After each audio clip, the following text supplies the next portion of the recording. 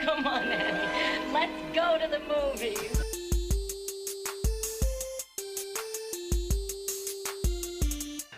This is the Cinereelists, episode 491. My name is Kyle. My name is James.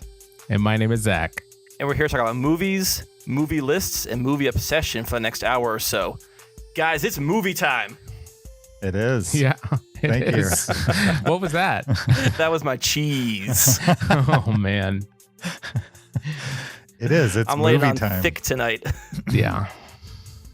That's what you bring to the table. Nothing.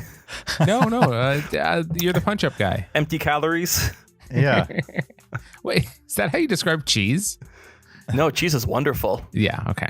That's Just how you making sure. describe yourself? Empty calories?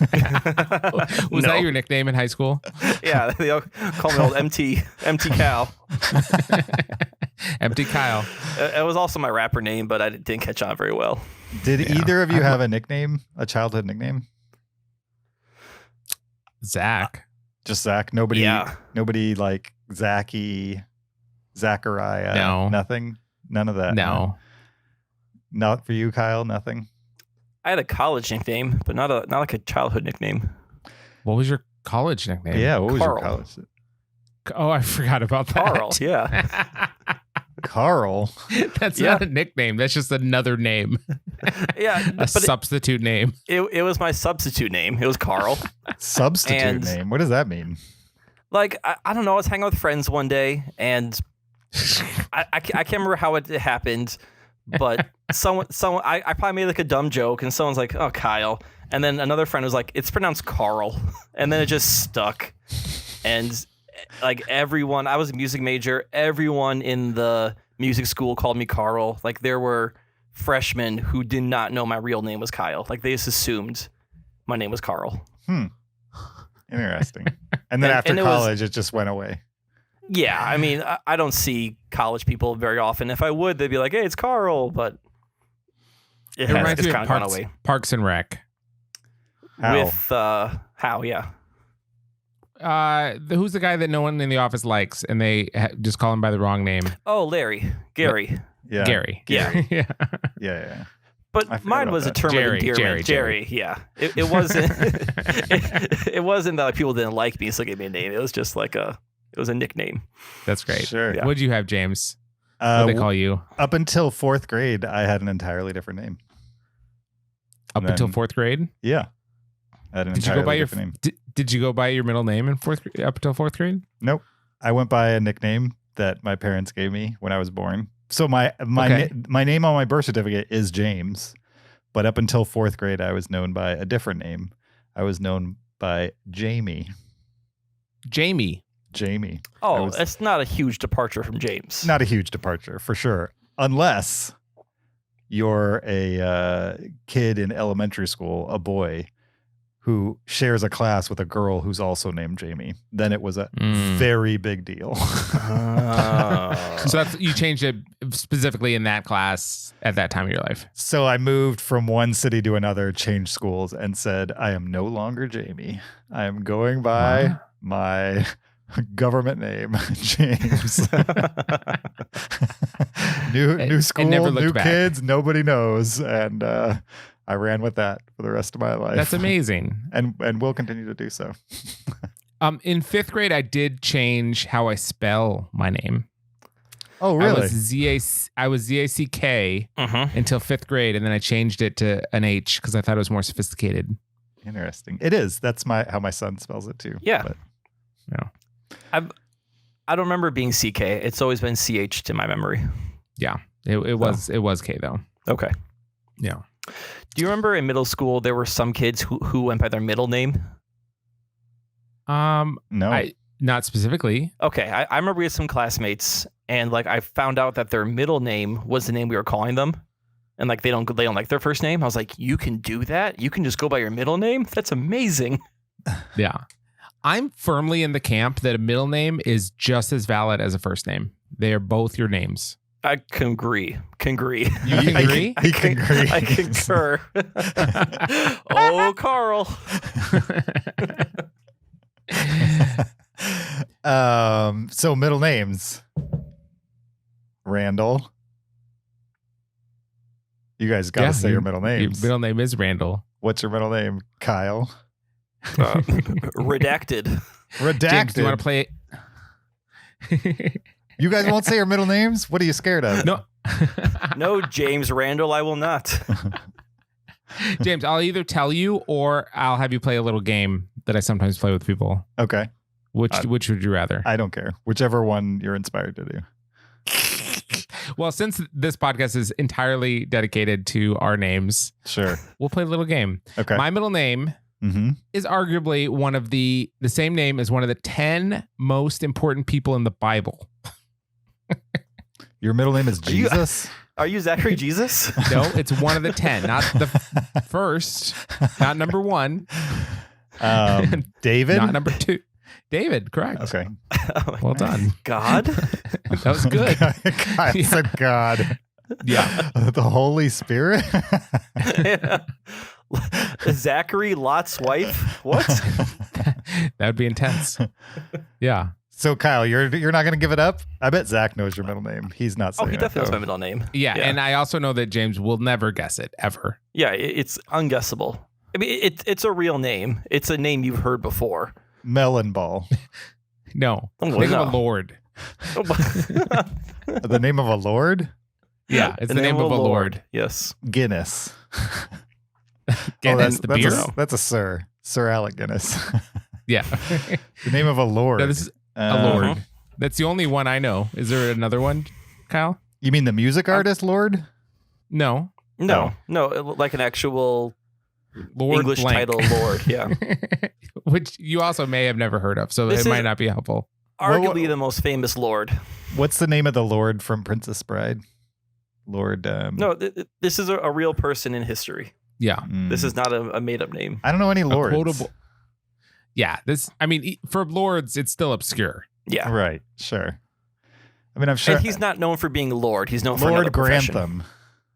No, again, that's Downton Abbey, not real. James, you got to know one real lord. Do I have to? I don't think I do. I've gone this long without. I assumed when we started this podcast you would have that knowledge. Now that I know you don't. I know. I mean, you're out. Raise your hand if you know of an actual Lord. There you go. 2. Oh, James. Ouch. I know an actual Lord. The singer. Name it. The singer No, Lord. she's not an actual Lord. She is a We're Lord. talking- She is. She's definitely a a lord. Lord, but she's not a like. She's a not like a- uppercase Did you Lord guys? as in the, Did you guys see her on Hot Ones? No. Is that the Wing Was she YouTube Yeah, channel? where celebrities Yeah. get interviewed while eating spicy wings. I don't Right. watch YouTube series, so no. Why not? I first of all, I love the condescension when you said that. I know. I realized how what Hot kind of Ones that is came out. great though. Hot Ones is one of the best interviews you can get. Like he really deep dives and it's great. And it catches people off guard by how spicy things are that like you get a different side of them. Mm-hmm. But Kyle prides himself that he doesn't watch YouTube. I mean, I watch YouTube. I don't go to YouTube for specific like, oh, this show is on YouTube. Yeah. That's If a shame. it's not So- streaming on the other 10 services, I'm not watching it. Lord did Hot Ones Uh-huh. and she didn't flinch. You couldn't tell that they were like not mild all the way down. She did amazing. Sure. Sometimes that's fun. Sometimes I'd rather watch them flinch. No, you want both. Yeah. But Right. she also gave a great interview. So it was Sure. I also really enjoyed the Matt Damon one recently. Nice. I haven't Recommended. I didn't realize they were back to like is it in person or are they still zooming? It's in person. I think the tables are a little bit further apart than normal. All right. Yeah. Interesting. It's the Delta Gap. Yeah. Yeah. Now it's 12 feet apart for Delta. All right. All right. I guess we're not getting Kyle's middle name out of him. I guess. Oh no, I think we've left plenty of clues. Kyle, do you have a way that you get people to guess your middle name or you don't? I mean, usually the Lord is the best way to go. Lord Vader. No, he's not Kyle real. He's not real. Vader. Fictional. Kyle Vader Peter. All right. Why don't you tell us? I mean, I Palpatine? know it obviously. No, not Palpatine. I like it. Famous I like it lords. left as a mystery, and people can email in if they think they know. Yeah, it. they can figure it out. All right. Next week, I'll come with my own guesses. I'm ready. All right. Perfect. Wow, I looked up the most famous lords Mm-hmm. on Ranker, and I haven't heard of one besides Lord to number 6. I haven't heard any of these lords. Is number 6 me? No. Okay. Are Lord they Buckley. real lords or fictional lords? Real lords, I think like artists, like Lord Jamar, Oh, but these aren't people with the title of Lord. Lord Finesse. I don't know. Oh. All right. Um, I've heard it. yeah, Is, James. is your middle Kyle, name yours is not on Dogtown? the list. is your middle name Dogtown? Yes, you got it. My middle name is Dogtown. Kyle, yours is way down in the list. That's the most famous Lord for me. Yeah. I need to Anyways. hop on Ranker and start bumping up Lord Redacted a little bit. You really do. You really do. All right. All right, guys. Let's 10 minutes in. Yeah, 10 minutes in. Hey, that's an improvement. let's get into this week's episode where we are going to talk The Suicide Squad and Suicide Squad, which, believe it or not, are 2 different movies. We're also going to talk a little bit of housekeeping before we jump into those movies. First off, there's a video version of this podcast. If you hadn't heard, it's on YouTube. Go to YouTube, search Cinereelists, REEL with an S on the end. Find us there and watch us while you listen. You can also support the podcast on Patreon at patreon.com/Cinereelists, or you could leave us an Apple Podcast review. If you use the Apple Podcast app, just click that review button at the bottom of the scrolling area and leave us a star rating, 5 stars only, letterbox style, and maybe leave us some text. If you do, we will read it on the podcast. And finally, you can also send us an email, heyguys@cinereelists.com.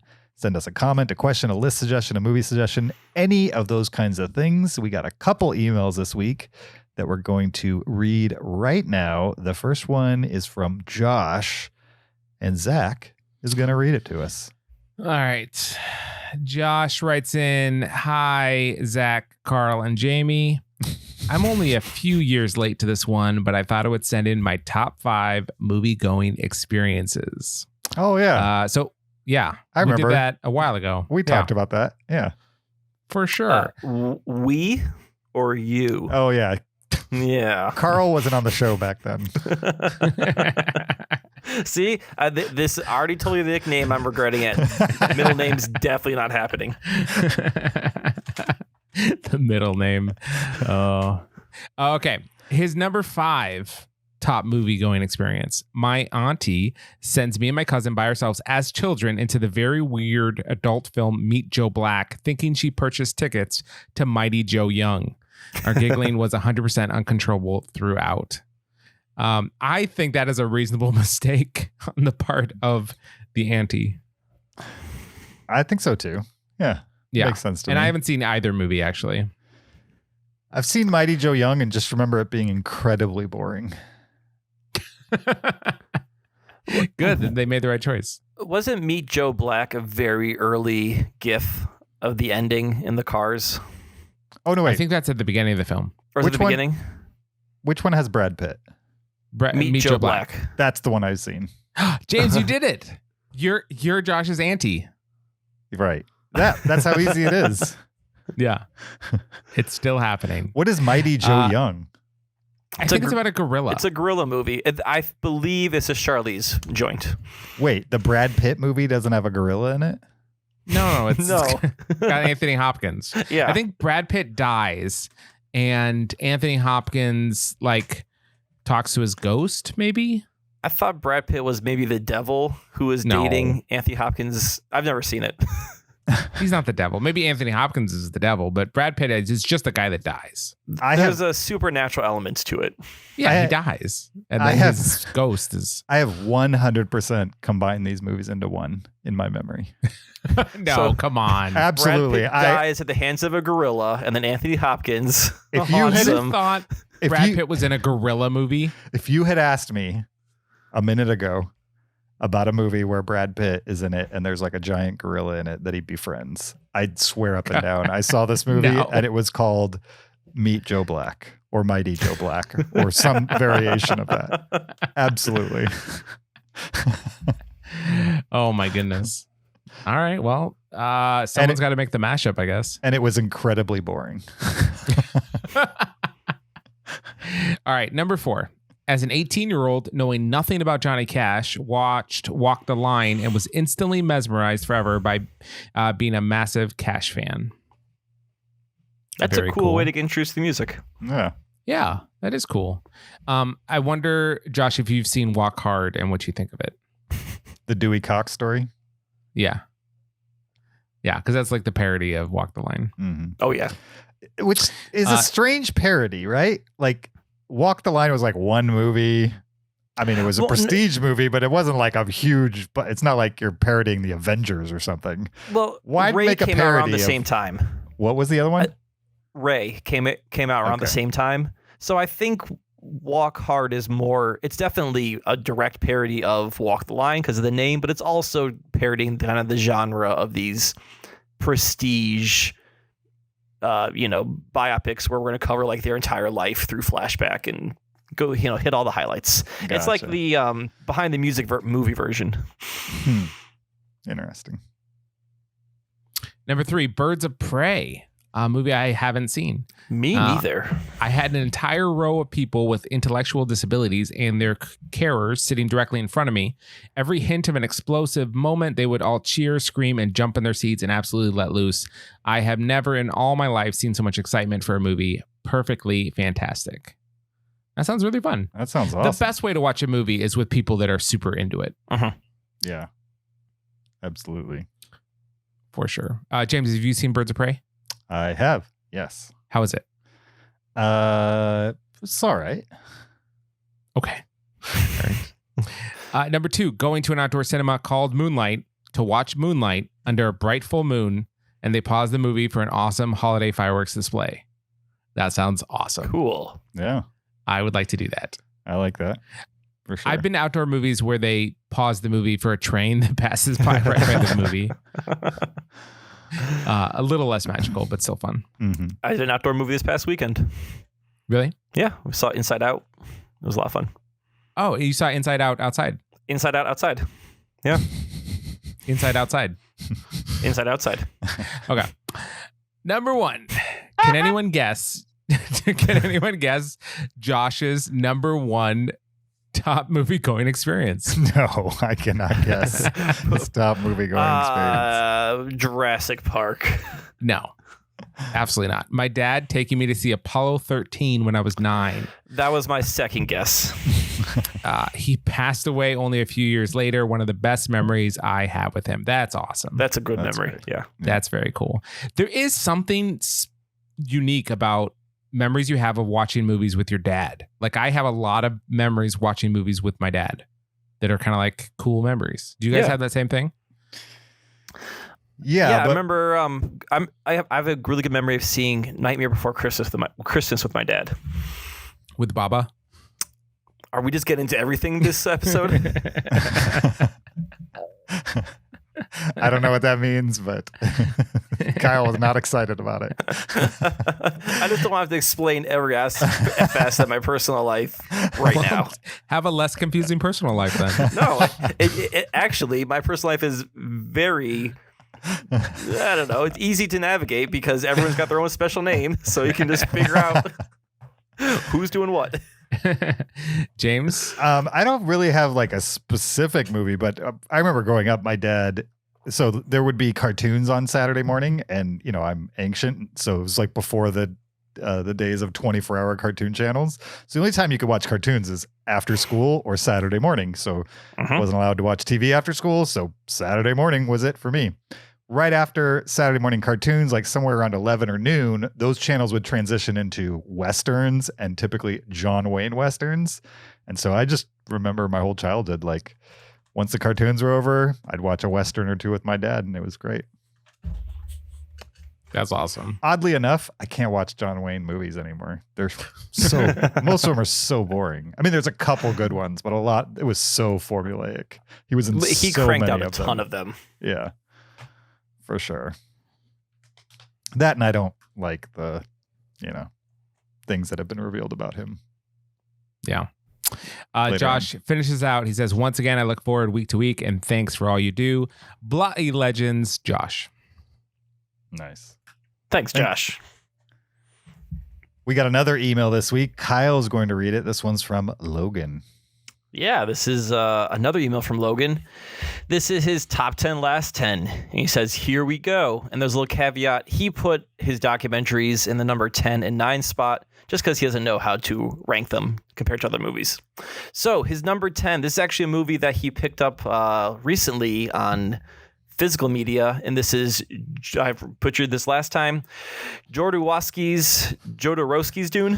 Jodorowsky's Dune. I got it right the first time. It's not Jodorowsky? Chiwetel Elijah That's right. It was Jodorowsky. We had this discussion last time. Jodorowsky? Yeah. Chiwetel Elijah 4. Jodorowsky's Dune. So he's been diving deep into Dune, the books. He had to check it out. He thought the doc was good. The doc was good, and it was fun to learn about Jodorowsky's vision. His number 9 is Roadrunner, a film about Anthony Bourdain.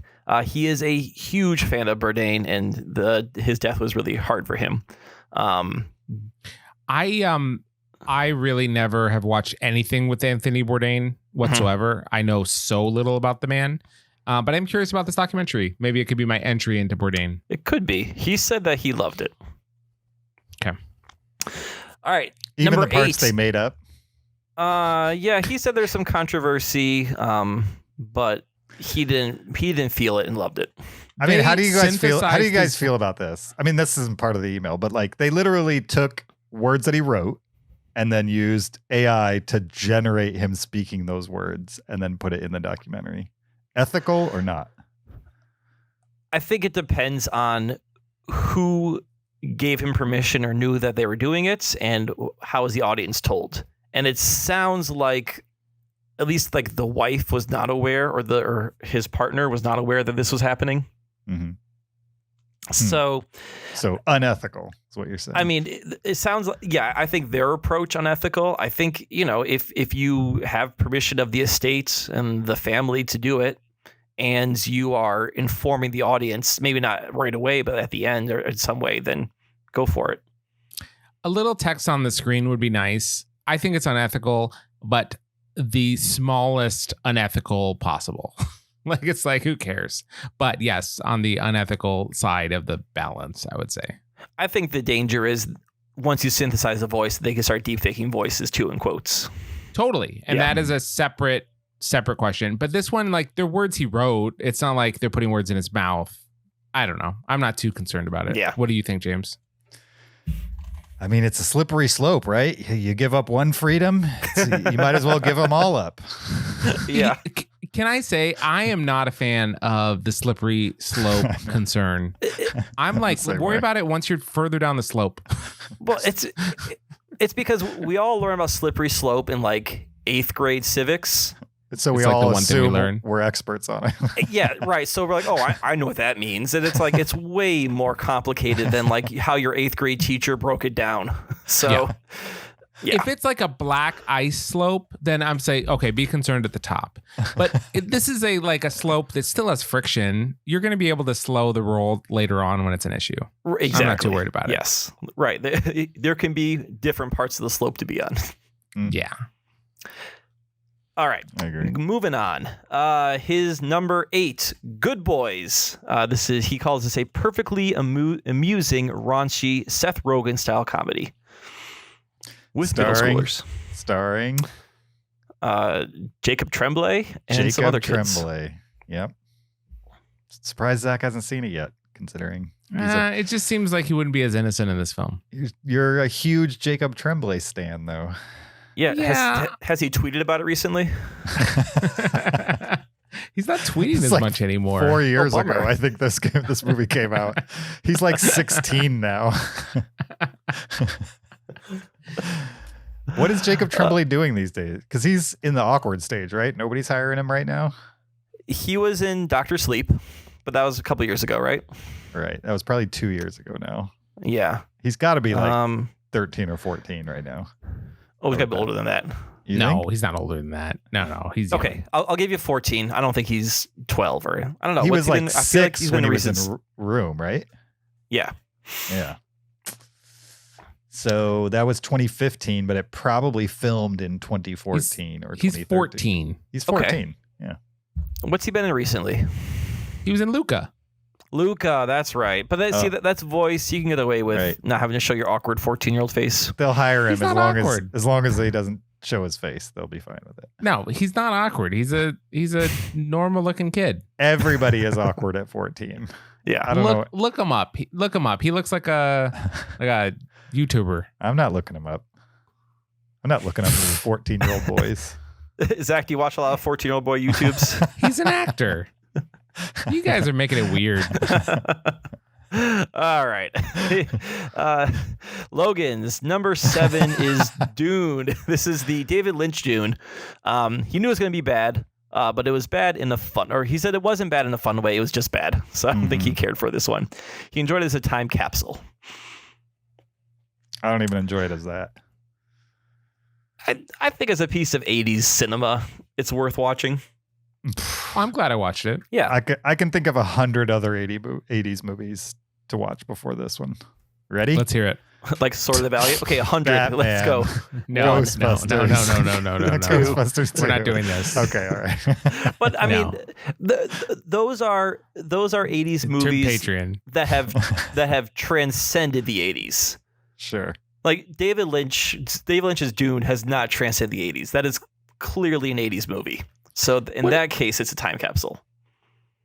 I don't know what transcended the 80s. Yeah, I don't know what that means either. Batman is an 80s movie. Yes, Ghostbusters is an 80s movie. but Right, but they those are, transcended 80s, Zach. right. Like those are movies that people talk about not as like hey, here's a great 80s movie.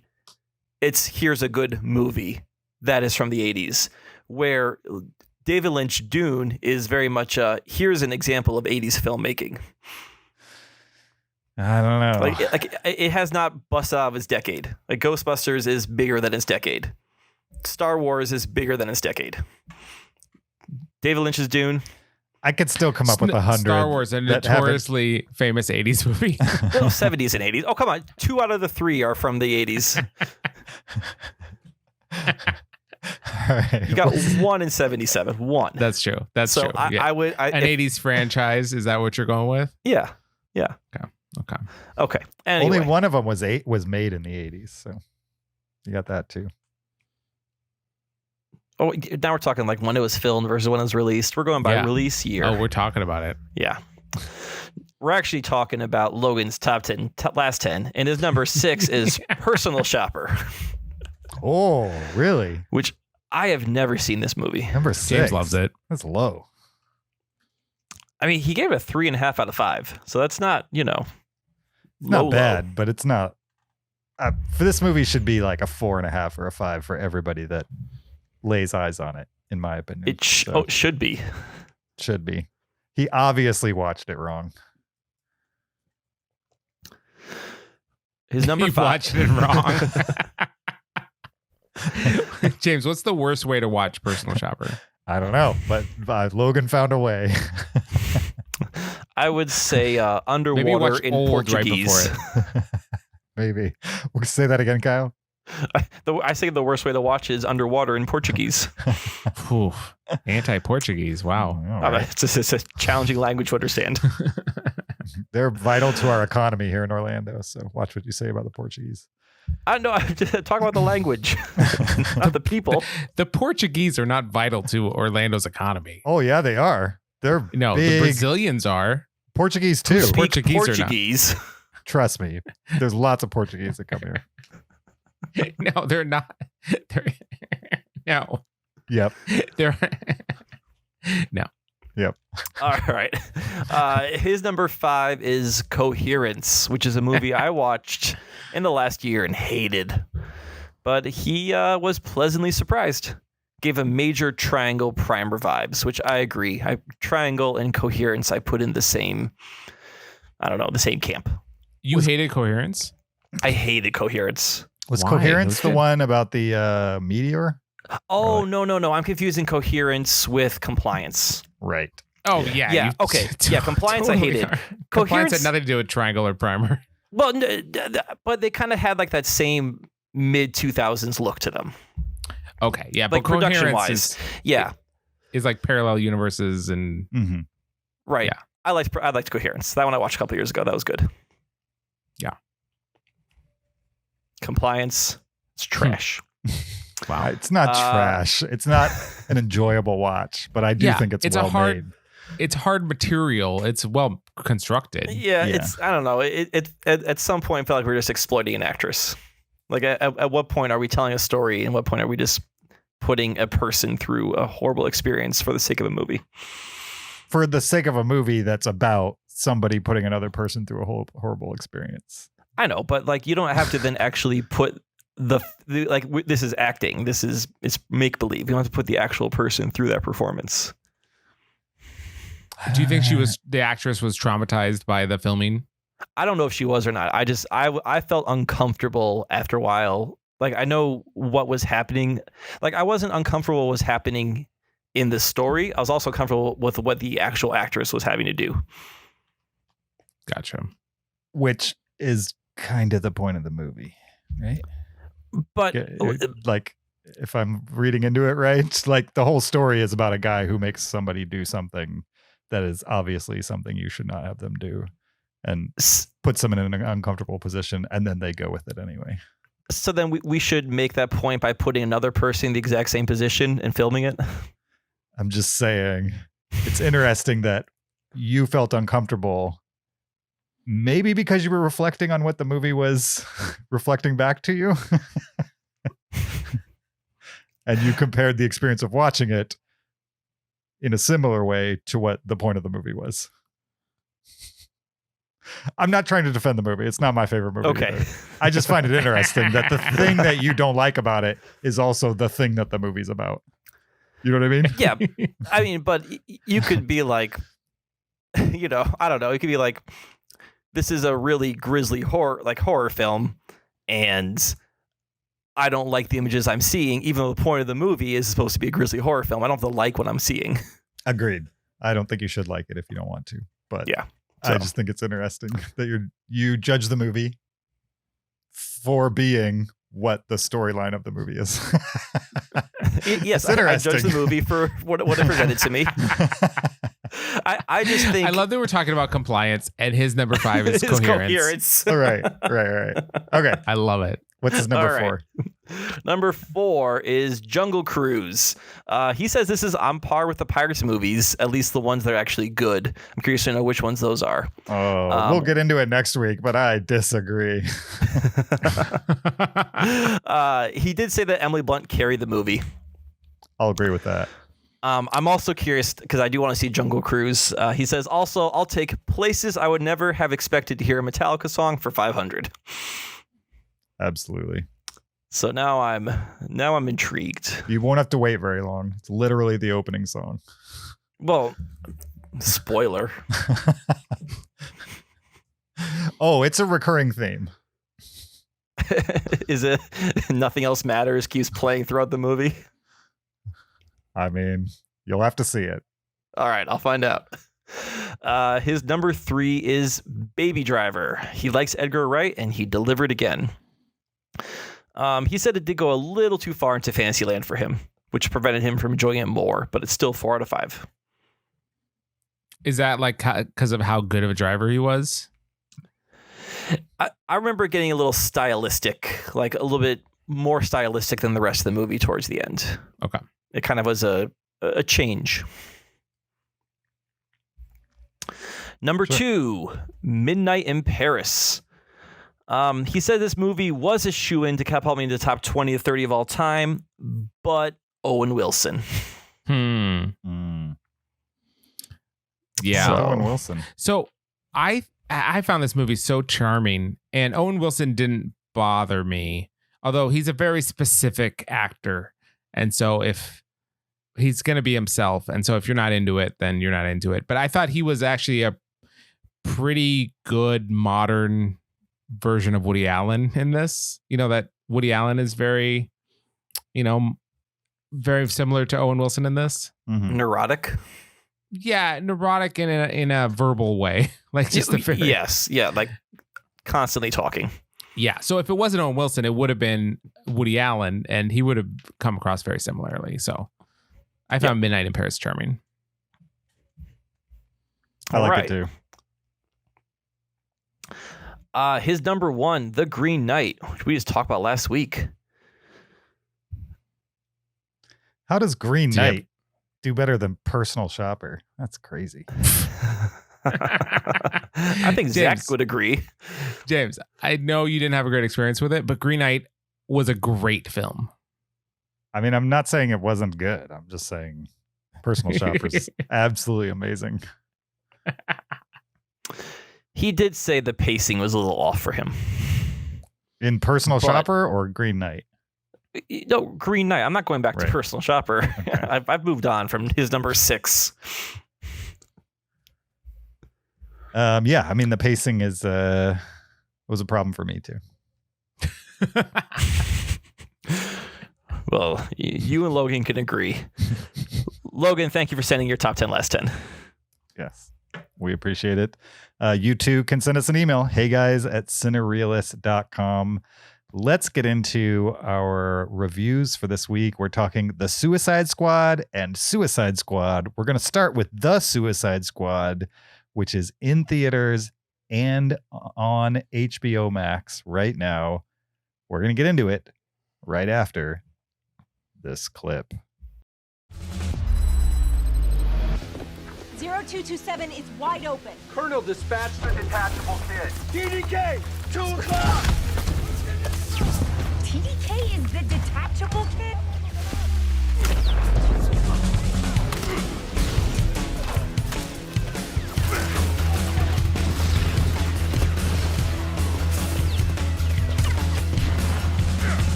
What the? I didn't pick the damn team!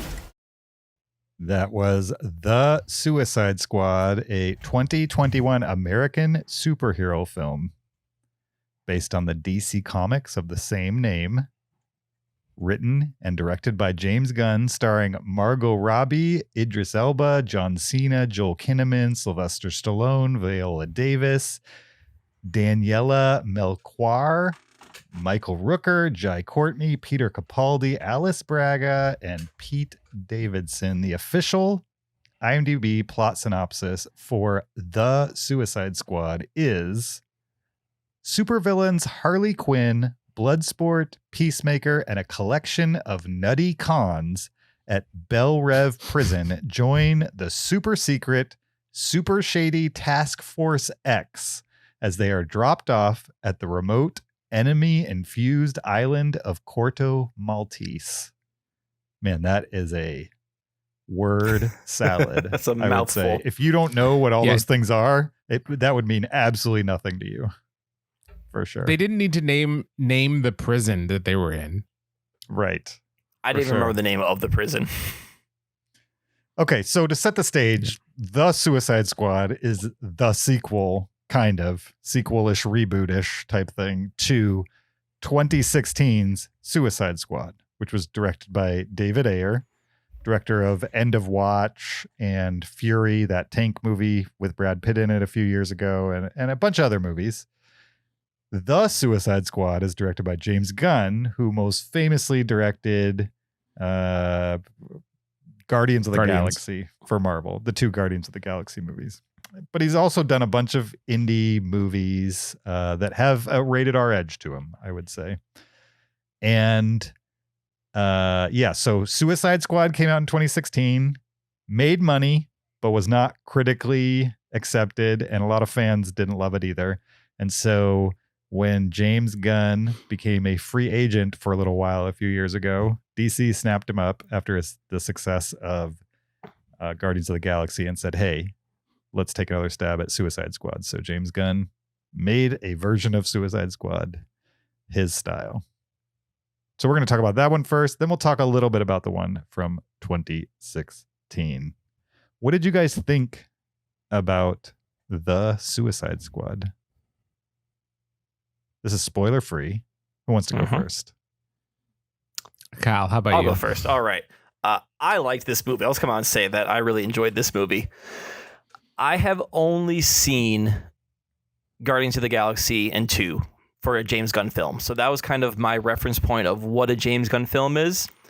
And I think, now having seen this one, I'm guessing that this is probably more what he would make if he was not within the PG-13 confines of Disney Marvel, where we saw much more of like a twisted, subversive, violent edge to the movie, as well as like that same comedy that I saw with Guardians of the Galaxy, but definitely darker and definitely more kind of laying into the kind of the dark comedy of the whole thing. I don't know if this is a reboot or a remake. I was watching this movie and like half the cast is in Suicide Squad from 2016, and then the other half of the cast is completely new. And I'm just like, okay, are we within the same universe? Are we rebooting the whole thing, or does it matter? Did they just take what worked from Suicide Squad and jettison what didn't work and then make a whole new movie? And I'm fine with that. Like, this could be a one-off. It doesn't have to necessarily fit into the larger DC universe for me. You've got James Gunn, and we've seen this with Guardians of the Galaxy with characters like Groot. He has a great way of taking these weird, fantastical characters that are complete CG creations and somehow giving them personality and heart. Like, what was the name of the shark in this movie? I kept missing. It starts with an A. I forget.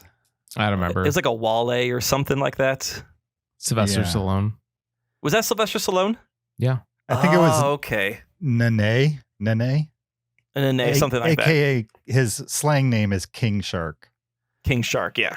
So one of the characters in this movie is a giant walking shark, right? Complete CG creation. And yet, like, that character, that shark has an arc. It has a story. Like, it has personality to it. Something that I know we'll talk more about Suicide Squad later, but I couldn't watch the Suicide Squad without comparing it to Suicide Squad.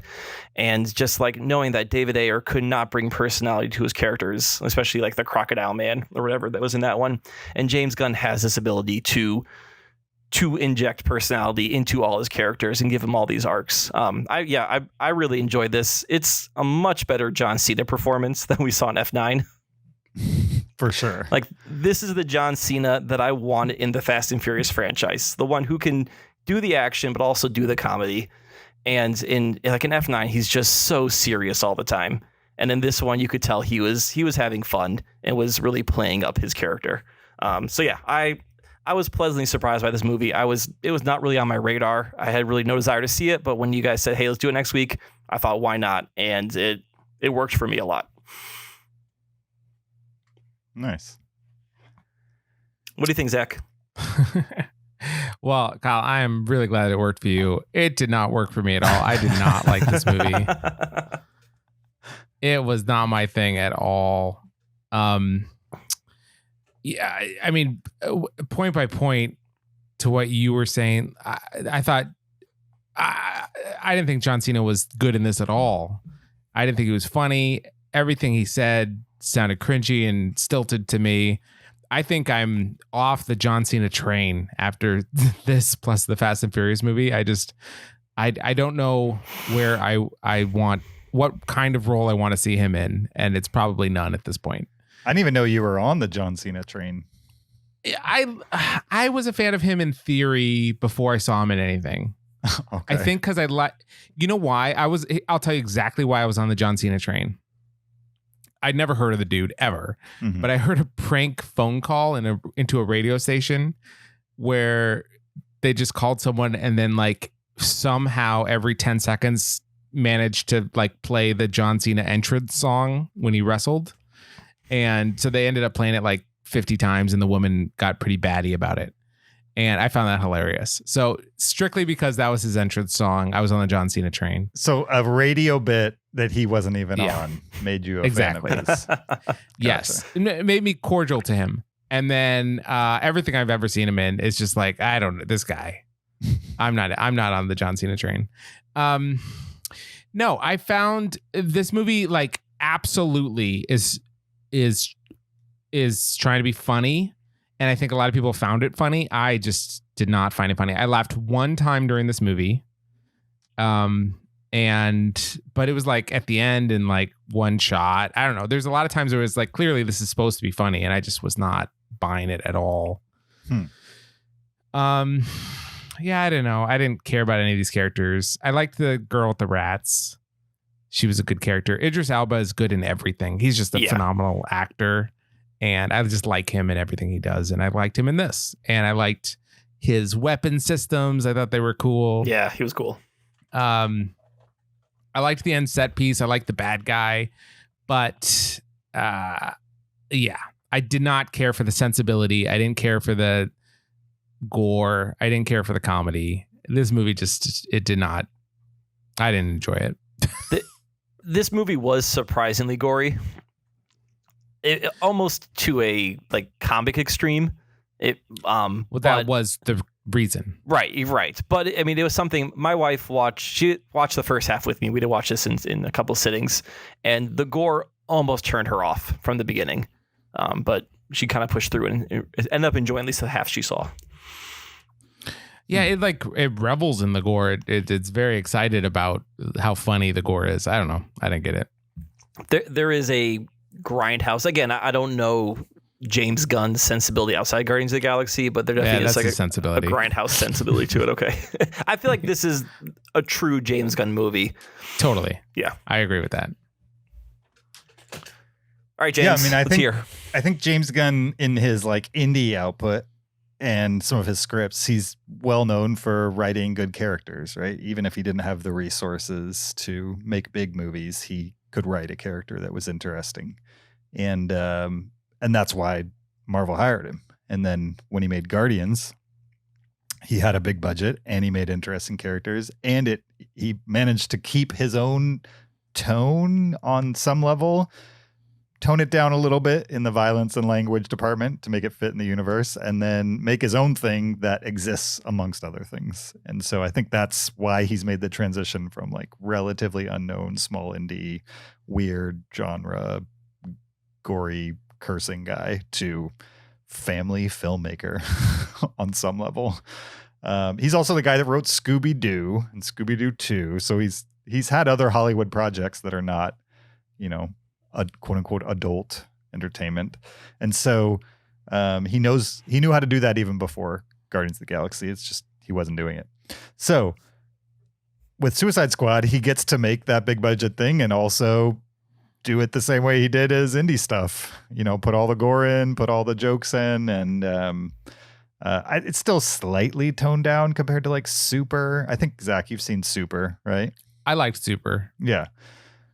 Super is his low budget superhero movie that if you see one other thing from James Gunn, I would say see Super. It stars Rainn Wilson from The Office and also what's their name? Page. What's their name? Elliot Page. Yeah. Elliot Page. Yeah. It's good.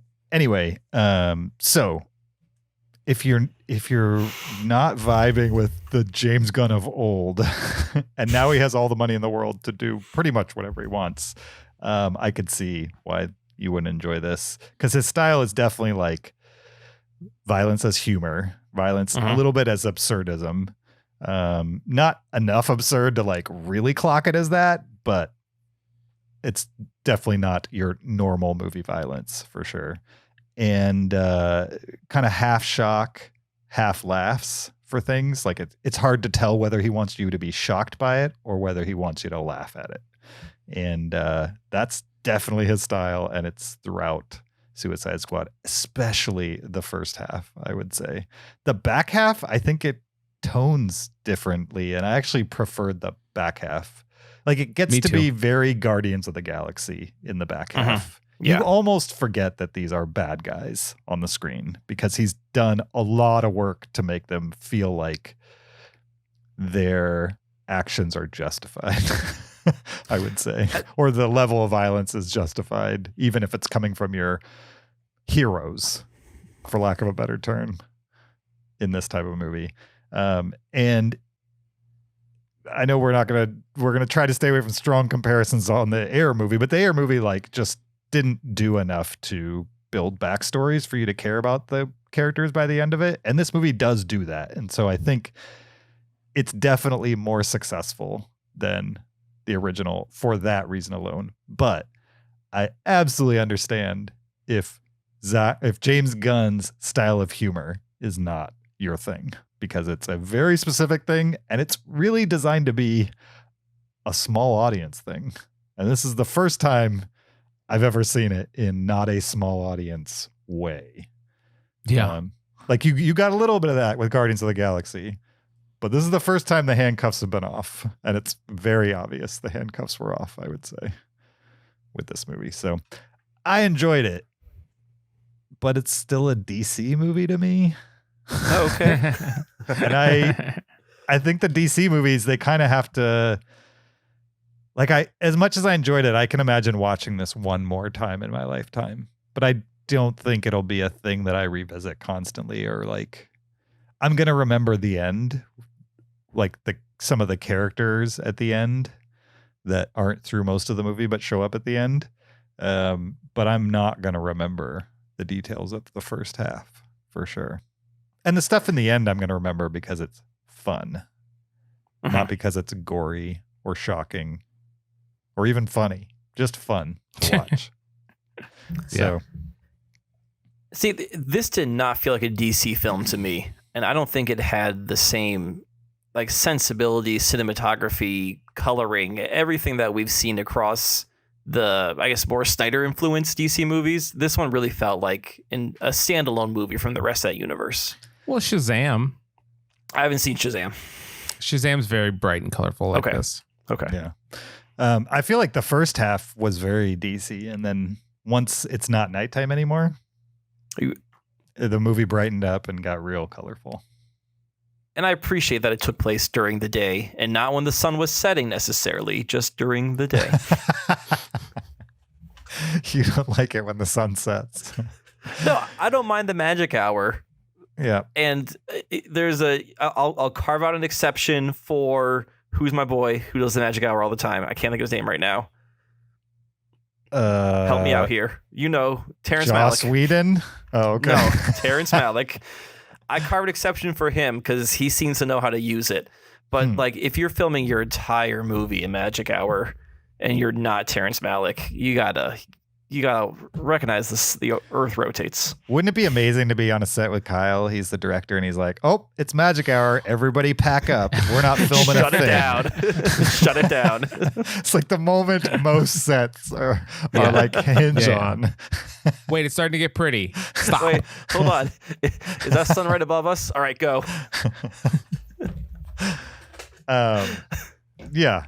I don't even know where to go from there. But I do think one of the challenge of both this movie and the original is like, these are supposed to be, the whole idea is these are villains. They're supposed to be disposable, right? So on the one hand, I like that it subverts that by like giving them some backstory and some heart. And you're like, okay, I don't want to see these people die necessarily. But on the other hand, I feel like the point of the whole thing is like, these are supposed to be like the worst of the worst who will do anything to get the mission done. And I didn't feel that was necessarily the case in this movie either. Like, if the idea of the Suicide Squad is like, we're going to use morally compromised people to do ethically weird things because it needs to get done, right? It never quite goes there. Like, and maybe that'd be too much. like you don't look at Polka Dot Man and think like, oh, he is the worst, most vile person. Why am I rooting for him? You're right. like, what's wrong with Polka Dot Man? Yeah. No, nor are they having to make, ethically questionable decisions. Mhm. I mean, in fact, they're given moral choices in this movie and have to make those anyway. But it doesn't always. I don't know. Like, part of me wonders, like, what if you made a Suicide Squad and it was just vile villains? But then would that actually be fun? Would people want to see that movie? Well, it would definitely be harder to root for them in the end. And I think that's kind of important for a mass audience, for a movie that's marketed to a mass audience, because I think you can get away with that if you're making a smaller movie for like a specific niche audience who is accustomed to, watching a Friday the 13th movie and rooting for Jason, right? Yeah. Whereas the type of audience that shows up to a comic book movie, they might be into the violence and the jokiness and stuff like that. But ultimately, if you don't give them anything to root for in the end, if it's literally just psychopaths on the screen for 2 hours that never learn anything and never, turn a corner, then I can imagine that would have been received even worse than what this was received at, I would say. Oh, yeah. I think like the movie Venom had a similar issue where you've got a bad guy, but they're kind of the hero, and it's a weird balance. Yeah, I mean, Joker is probably the closest opposite, maybe, in that Joker is a bad guy through and through. You kind of have pity on him because of his conditions and, the way life treats him here and there. But at the same time, you're not given much reason to love him all the way through to the end. And I think some people reacted to that and didn't like the movie. Even if they thought the movie was well made, they didn't like the movie because of there's nothing to root for in the end. And so I think that's an obvious choice here with this movie to, even though it's about villains, they somehow made Amanda Waller, I think, Viola Davis's character, they made her almost more harsh than the villains themselves, which was kind of impressive. Yeah, she's the coldest of all of them. Yeah, and she's also like, well, we'll leave that for spoilers, but her and her team are like the coldest, almost colder than the villains themselves. I thought that was an interesting switch compared to the original Suicide Squad. Yeah, I mean, I enjoyed it, but most of what I enjoyed we can't really talk about because it's in the last 45 minutes of the movie. But which is in the trailer, FYI. Yeah, but if comedic, ultraviolence, black comedy, if that does not sound appetizing to you, you should probably not watch this, I would say. I know it's certainly trying to be comedic. I'm just curious, did you find it funny? Like, you mean like laugh out loud kind of funny, or like I'm amused while watching this funny? Were you chuckling at the parts that wanted to make you chuckle? Honestly, the only parts that I chuckled in are the parts somebody should be ashamed to admit they chuckled in. Okay. Because they're very 90s humor, I would say. Yeah. That aren't really in movies anymore, and yet they put it in this movie. Okay. But like, and they're mostly being delivered by John Cena, who, like, in the movie Blockers, which is the only other movie I enjoy him in, is Blockers. That is also another movie that's like should have been released in the 90s. It's just full of dirty jokes, of which they're not, almost all of them are non-politically correct. And I liked him in Blockers too. I thought that movie was fun. I'll never watch it again, but it was fun to watch once and it made me laugh. Yeah. Evidently you didn't laugh once. No, I laughed once towards the end. Okay. I'll say the moment in spoilers. Okay. But Kyle, we need a laugh meter here. Okay. Yeah. I mean, this was not, it was comedic. It was not a comedy. So I was amused. I want to say I actually laughed at some of Steve Aggie's lines and some of John Cena's lines. But I'm not like rolling on the floor laughing. It's just more like a, or a chuckle. Yeah, I mean, in my defense, I watched like a family drama this week that I laughed out loud multiple times at. And so it's not the joke. Like, it's not that I only laugh at those kinds of jokes. It's just that you haven't heard one of those in quite a while, I think. And that's why it got me. Sure. And the other point is good writing comes in different styles. And I think in those moments, the fact that it got me means it probably got other people. And so might be for a specific audience, but it was written well for that audience, as well as the family drama was written for, a completely separate audience. So, all right. Do we want to give this a letterbox score and then talk about some spoilers? Yeah. Let's do it. I'll give it a 3.5. I'll give it 4 stars. 2. Wow. All right. A 2, a 3.5, and a 4 for The Suicide Squad. We're going to do a spoiler chat at the end of the episode. So once the episode ends, just keep listening and we'll just jump right into every detail about the film. I'm sure we're going to go minute by minute from one side to the other. So if you've seen the movie, stick around for that. Next up, we have Suicide Squad from 2016. This is the movie that came before The Suicide Squad. This is the first Suicide Squad movie. We're going to talk about it right after this clip. Outside, you're amazing. But inside, you're ugly. We all are. We all are! Except for him. He's ugly on the outside, too. Not me, shorty.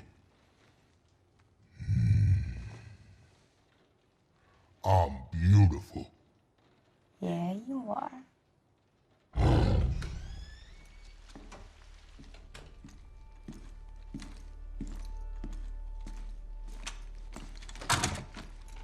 We don't want you here.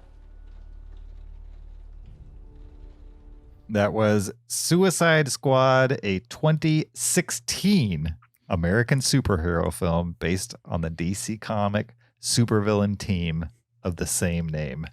This was written and directed by David Ayer, starring Will Smith, Jared Leto, Margot Robbie, Joel Kinnaman, Viola Davis, Jai Courtney, Jay Hernandez, Adewale Akinwumi Agbaje, I think is how you say that. Chiwetel Ejiofor.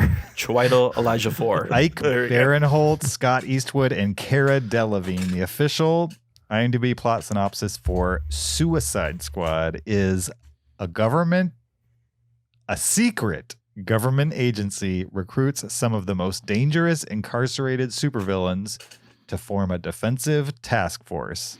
Their first mission, save the world from the apocalypse. Yeah, that's what it's about. Yeah, that's right. That's what happens. Yeah, that's good. I did like how, since we've just talked about The Suicide Squad, but spoiler free, how The Suicide Squad didn't have to go apocalyptic in its ending. Thank goodness. Yeah. What do you mean didn't have to go apocalyptic? It was absolutely apocalyptic. But No, it wasn't. yes and no. It was definitely a situation that, if gone out of hands, it was definitely apocalyptic for that island and could have gone apocalyptic for the world. But it wasn't a case where the Suicide Squad were the only people that could solve that problem versus the movie we're about to talk about. Mm-hmm.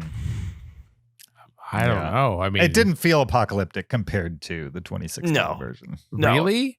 Maybe if just you saw that on the news, you'd be like, yeah, that's a local problem. I mean, compared to the guy who melts matter, you know what I mean? And it is a black hole himself or whatever was going on in 2016 Suicide Squad. To me, that's a scarier proposition than what we got in the end of The Suicide Squad. Sure. If you show me side-by-side newscast, right? And one is saying, on this Caribbean island, XYZ is happening right now. Also, in this city, there is a giant black hole over a museum. sucking up everything around it. It's not sucking up everything around it. It's Whatever. about to though. It's about to. It's the whole like, oh, here's a giant black thing into the sky with purple circling clouds. Which one is going to give you the more immediate threat of we are doomed? Oh my What's goodness. going on that island, or the giant black hole sitting over a museum? We can't talk about it because of spoilers, but absolutely the first one. As soon as you see one image on the ground of what is happening to people, absolutely the first one, rather than just a light show. It's For not a light sure. show. It's like lightning and Yeah. It's all the stupid stuff we've seen forever. Sure, yeah. That's going to give me way less dread than if I saw one image from the ground of what's happening on the island in the new one. I would have way more dread of mysterious storm lightning versus this thing that which at least this thing is tangible. At least the thing on the island is tangible. Versus right. like just this whatever. Okay. We've definitely gone off Please. the rails for the people who have never seen the original Suicide please. Squad. Yeah. By the way, we're comfortable casually spoiling the original Suicide Squad just because a lot of people have seen it and it's, you know, an older movie. And if you haven't seen it by now, maybe you're not interested. I don't know. And there's really nothing in Suicide Squad that's going to ruin the new one either. Right. No. I don't think. Or ruin the first one. Yeah. I mean, the first one ruins itself, so. Wow. Kyle doesn't like the first one, huh? Hot take. No, I do not. Interesting. Well, Zach, you liked this one more than the new one, right? But you recently watched both of them, so both of them are fairly fresh for you. Is that right? Both of them are incredibly fresh for me. I'd never seen the first one, so I watched it 2 days ago. All right. And you preferred this one over the recent one, and tell us why. Did. I enjoyed the first one a lot more than the more recent one. Okay. And I really need to look into why people kind of universally don't like the original, because I liked it. I enjoyed myself during it. I didn't have any major issues with it, actually. So I'd be curious to hear your guys' take on it. I can give you one word. Okay. Right. I'd be curious if Kyle has a take. It more seems like he just has edgy takes of like, because it sucked. No, that's 2 words. Sucks. Yeah. No, Yeah, okay. exactly. Taste. Yeah. So I'll be interested in James's critique of the film. But, I can give him a more nuanced take, but I agree. I came out hot out of the game this one. So first of all, we get a very fleshed out Will Smith and a very fleshed out Harley Quinn, and I think both of those characters are very interesting in the film. I enjoyed the natural charisma of those actors. I think it shines through in their performances. I like spending time with them on screen. I did not like the Joker. I did not like Cara Delevingne as Enchantress. But those just never felt like distracting obstacles to me. I think they just felt like tangentially related to like what I was enjoying about the film. Yeah, I could say more, but that's enough. I actually enjoyed the central performances, and it seemed like maybe a conventional kind of action film, but I was down for it. All right, so I'll jump in here, and I'll tone down a little bit.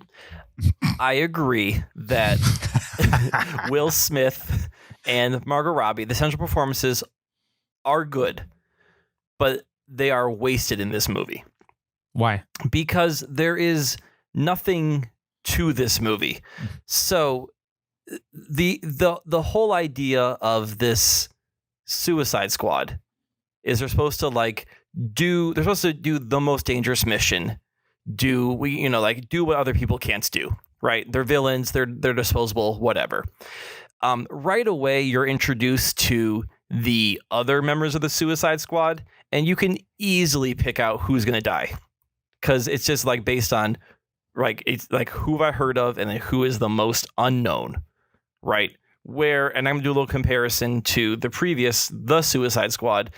they definitely it's less known of who, if anyone's going to die in this newest version, where it's so clear, it's so telegraphed from the very beginning of like who's going to die, who's going to be the one. Like they've got this whole idea. Is it collars they're wearing or pills? It's pills in the newest one. What's the old one? Shots in their neck. Okay, they have shots in their neck, and you know that they have to have someone go rogue to have the shot go off. And you're like, okay, obviously it's the repeller guy or whatever his name is.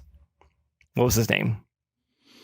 The guy who would like Slipknot. Was that something? He's barely in the movie. I don't remember. I believe it's Slipknot. Yeah, he's barely in the movie because like they kill him off immediately. Just to prove that they mean business about these head exploding things. The Suicide Squad didn't have to do that. Like they did that. That's how the movie started. They killed people off immediately. We can talk a little bit of we'll talk in spoilers about the beginning of the Suicide Squad. It's just it's a little different take on it. I don't mind Jared Leto Joker. Mm-hmm. I think both him and Harley Quinn, their costuming and their tattoos and everything is a little, I don't know, cosplay overdone. But I don't know if they really did anything with Jared Leto's Joker in this movie. Like he's there, but he doesn't really seem to serve a purpose to the movie, like outside of just being like a foil for Harley Quinn. But it's not really helping the overall story of it. And then just the idea of like it's at this point, here's another apocalyptic world-ending event. It's another swirling thing in the sky with lightning and purple, and only these people are the ones that can save the world. And it just is tired by that point. So I think, I don't know, you've got a good central cast with a tired plot. The bad guys, because this is PG-13, correct? Yeah. Right?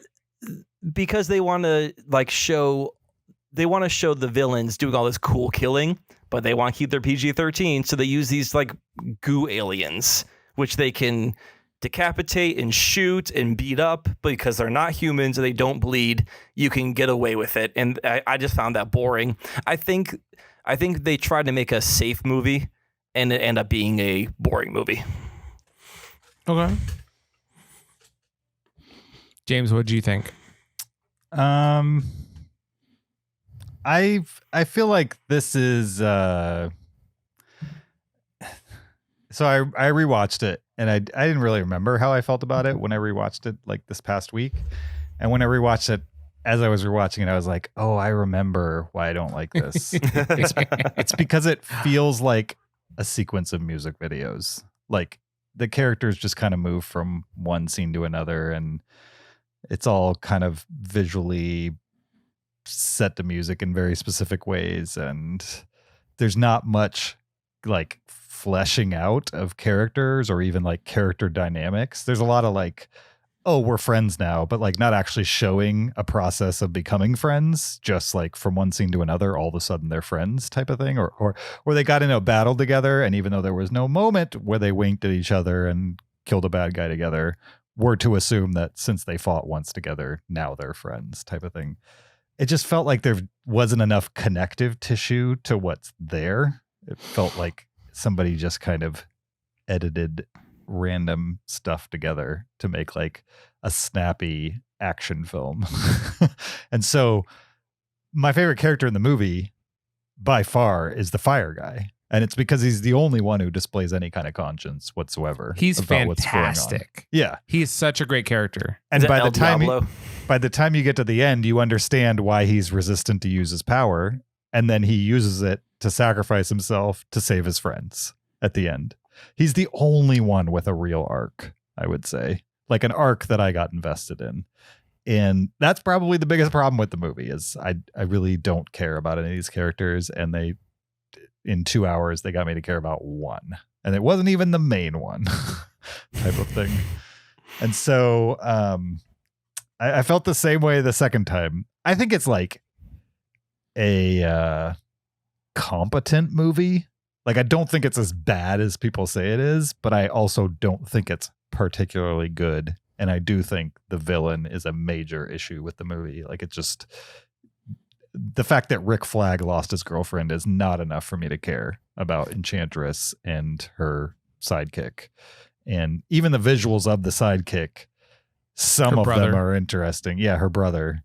Some of them are interesting, but like the whole like ancient Egyptian stuff and yeah, it was just like, okay. I oddly enough, the main villain in The Suicide Squad is probably even thinner. Like there's even less of a character connection to your heroes and your final villain. But I had way more fun with that than what they put in this movie. This movie felt like we were retreading things that had been done over and over, and they hadn't given us a unique reason to care. And so also like the needle drop music annoyed me. Like, I don't know. I don't know if it was the choices or just like the placement, but all of that. Yeah. Even the second time I watched it, I was just like, okay, this is like actively working against my senses of what a good version of this would be. But it's watchable. There are flashes of interesting things. But I do think James Gunn did it better. And also he had a template of how not to do it. And from what I understand, he had a studio that let him do whatever he wanted. And with this movie, they were still in the mode. This was like prime time of them messing with the DC movies to try to make them From what I understand, mass market. the studio took this movie away from Ayer and re-edited it. I mean, it kind of plays like somebody edited this without knowing what footage they had in the next can. You know what I mean? Like they were editing it for the moment the movie was in instead of the moment the movie was building to. After the Snyder Cut came out, David Ayer was tweeting, like, release the Ayer Cut. And Warner Brothers quickly made a statement saying, we were happy to work with Zack Snyder to release his vision, and that's all we're doing. I mean, in more words than that, but they pretty much said, like, Snyder Cut is one and done. Do not expect any other director to get a recut of their movie. Sure. That's such a strong stance because so many directors have like a director's cut of their film. I like director's cuts. The director's cut seemed like something that happened in the 70s and the 80s. Like you go to the video rental store and there's always the theatrical version and the director's cut. And I feel like since starting the 90s, that kind of went out of fashion. Or studios were like, nope, we're releasing one. You don't get a second chance at this. I just don't know why they don't want a second bite of the apple, you know? Like, yeah. It's almost a free extra box office for them. Well, so I guess my two questions are, did Director's Cut actually get released to theaters or were they only a rental thing? Well, probably rentals. So I think that maybe that's the reason why. Like, we don't have a huge rental market anymore. I guess there is a streaming market and maybe that could be a way to get more content, but maybe the incentive of having a recut of a movie that they've already released is not there anymore. I think that's part of it. Is you saw the movie in a movie theater, and now they're trying to convince you to pay $20 plus for the VHS. Yep, we got to give them a reason. Let's slap director's cut on it. Whereas with streaming, it's a much smaller proposition. Just make the movie available. You don't have to put any more money into it by making it longer or anything like that. You know, I guess I'm going to backtrack a little bit. They do have a lot of extended cuts now, and I don't know if those are considered director's cuts or if those are just like, let's throw more scenes in. Director's cut felt like the actual director got to go through and make it. Extended cut, that could just be added scenes.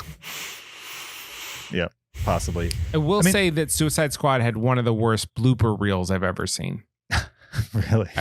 I watched that on reel special at the end. Oh, on the special features. On the special features, and it's maybe the worst one I've ever seen. You mean it wasn't funny? The blooper reel? Yeah, or it didn't look like the shooting was fun. I did watch some clips on YouTube to kind of get a refresher. And Zach, you can help me out here. And James too. Is Harley Quinn's accent, does that change throughout the Suicide Squad? No, because I felt like there was. In the clips I was watching, sometimes it sounded like Margot Robbie was talking with just a flat American accent. and sometimes it sounded like more of like the kind of Jersey Harley Quinn she does, which was I found very consistent in the Suicide Squad, but found inconsistent in the clips I watched of Suicide Squad. But if Zach, if you say it's consistent, then I'll take your word for it. I think it's pretty consistent. I mean, we definitely see her before her transformation when she's just a psychiatrist. Well, yeah, I'm not talking about that. I'm talking about Harley Quinn, the clown, the jester. Yeah, I would say that like Warner Brothers ruined the movie by re-editing it. But if you look at David Ayer's filmography, it's very hot and cold, I would say. And so he is definitely capable of making something that's not great. And he's capable of making something that is.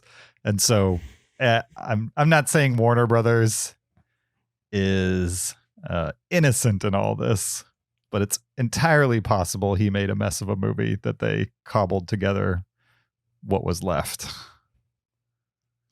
This could be a polished turd.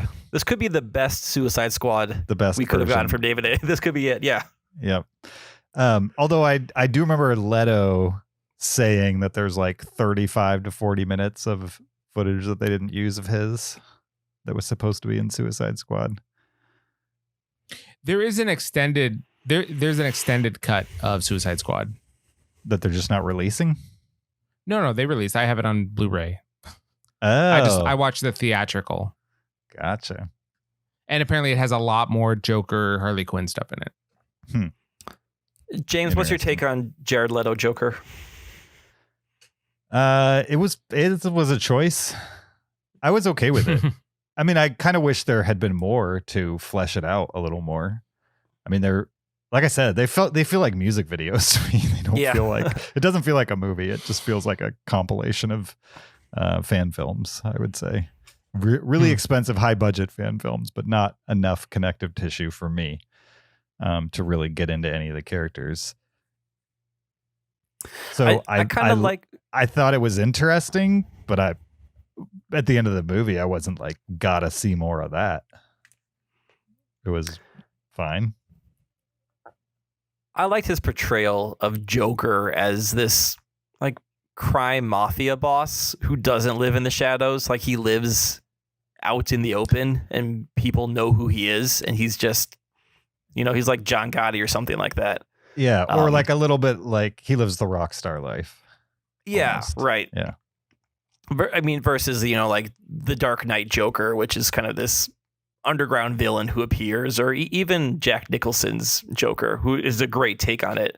Like he's not quite that. I guess he's a little bit more above grounds, but not sort of just like, here I am, I'm the Joker. Mm-hmm. Come at me. Yeah. In looking at his filmography, the only movies I like are End of Watch and Fury. Mm-hmm. You don't like Training Day? Bright is interesting. He wrote it. I'm talking about the stuff he directed. Okay. I think I've seen all but one. His first directing, Harsh Times, whatever that is. I haven't seen, but I've seen all the others, meaning 7. I remember you talking about The Collector. The Tax Collector was really bad. The Tax Collector. That's the movie that Shia LaBeouf got a full chest tattoo for. Like he actually got the tattoo and then the movie sucked. I was like, oh man, that guy. And they hardly show the tattoo, right? I don't remember. I just remember reading the hype for that movie was that he went all in and got a real tattoo for the movie. And then the movie went direct to streaming and nobody saw it because it wasn't good. Shouldn't have done that. Well, do you remember the stories going around with Shia in Fury was that he pulled his tooth out because he didn't want to have a prosthetic tooth or like a blank in during the shoot. He wanted to really have a missing tooth. So he pulled his own tooth out. Apparently Jared Leto was insufferable during the filming of this movie. Yeah. Like he stayed in character the entire time. He like harassed his, co-stars as the Joker would do. No, thank you. He sent them weird and questionable gifts And I use Yeah. gifts in the loosest term. Yeah, no, thank you. I did hear about that. I- Didn't he give Margot Robbie like a dead rat or something like that as a gift? Did they not tattoo each other? Did who not tattoo each other? What are you talking Like about? the cast? I feel like Jared Leto was giving them tattoos, or they all tattooed each other, or something like that. Really? Man, Yeah. that must suck to do all that and then the To- movie To doesn't get turn a out very well. tattoo, like there is an art. There's a method to putting a tattoo on to make it hurt less and actually look good. And it's not just like a pen. You can't just start drawing on skin. So I cannot imagine getting a tattoo from a novice. Mhm. Yeah, the only movie I want to see Jared Leto in from now on is Blade Runner sequel, Blade Runner 2049 sequel. 2040. I thought he was interesting in 2049. Although if he wanted to do like another like Dallas Buyers Club type thing, I'd be fine with that too. He was really good in Dallas Buyers Club. And Panic Room. He was good in that too. All of those things though are like years and years apart. Yeah. There's a lot of not great stuff in the middle there. Yeah, to be honest, I mean, it's just my impression going into Suicide Squad was that it's just kind of universally reviled. Mhm. And I was watching and I was like, I just do not get the hate this film gets because it's an entertaining action film. I mean, there's nothing super that I would think would turn anyone off, really. You know, it's just you can be bored by it, I guess. Maybe it's not doing anything original enough for you, but it introduces us to a Suicide Squad, which is an interesting concept. Mhm. I think Amanda Waller is arguably more evil in this one than in the new one. Yeah, she might be the best DC villain has. The Yeah. best villain Yeah. DC has. Yeah. Yeah. Megan and I were watching the Fast and Furious franchise. She was like, "Man, they need Viola Davis in this franchise." And then we watched this movie. She's like, "Okay, well, yeah, I'm glad she's playing a villain somewhere, or not this one, but the previous one, the Suicide Squad." Zach, I think one reason for this hate is among DC fans. This is a very popular comic line of like the bad guys, getting a chance to be the heroes and do their own thing. And because, I mean, even yourself, you're describing this movie as like watchable and fine. Like you're not using. Oh, great I liked it words. more than that. I liked it more than that. Yeah, I was trying to meet you guys in the middle. Okay. But I think I believe there was a lot of hype around this movie, and then when people went to go see it, and they got a at best watchable movie with an uninteresting villain and a overused, apocalyptic scenario. I think there was a lot of backlash. So maybe this movie is not as bad as its IMDb score, but it's not a good movie either. You keep talking about the villain as like just normal kind of. I don't know another movie where we've seen kind of this like magic witch kind of villain. I mean, well, the Mummy. It's in Tom Cruise's The Mummy recently. Well, as well as the Brendan Fraser Mummy. I'm talking. I mean, I found the villain itself to be uninteresting. Maybe we haven't seen a ton of witches, but I'm talking more of like, here's a giant circling cloud of doom over a city, which has been used so often. And just, I think people are a little tired of every superhero movie being a apocalyptic scenario. Like not every story has to be save the world. And Suicide Squad could have been a movie where they were still doing an interesting mission, interesting set pieces without having to save the world. I felt like the big bad too, like very much felt like the same big bad as like Justice League, like Steppenwolf or whatever it was called. Like they're just big lumbering gods, basically. But she wasn't lumbering. She was like Nightcrawler. I'm talking about the brother.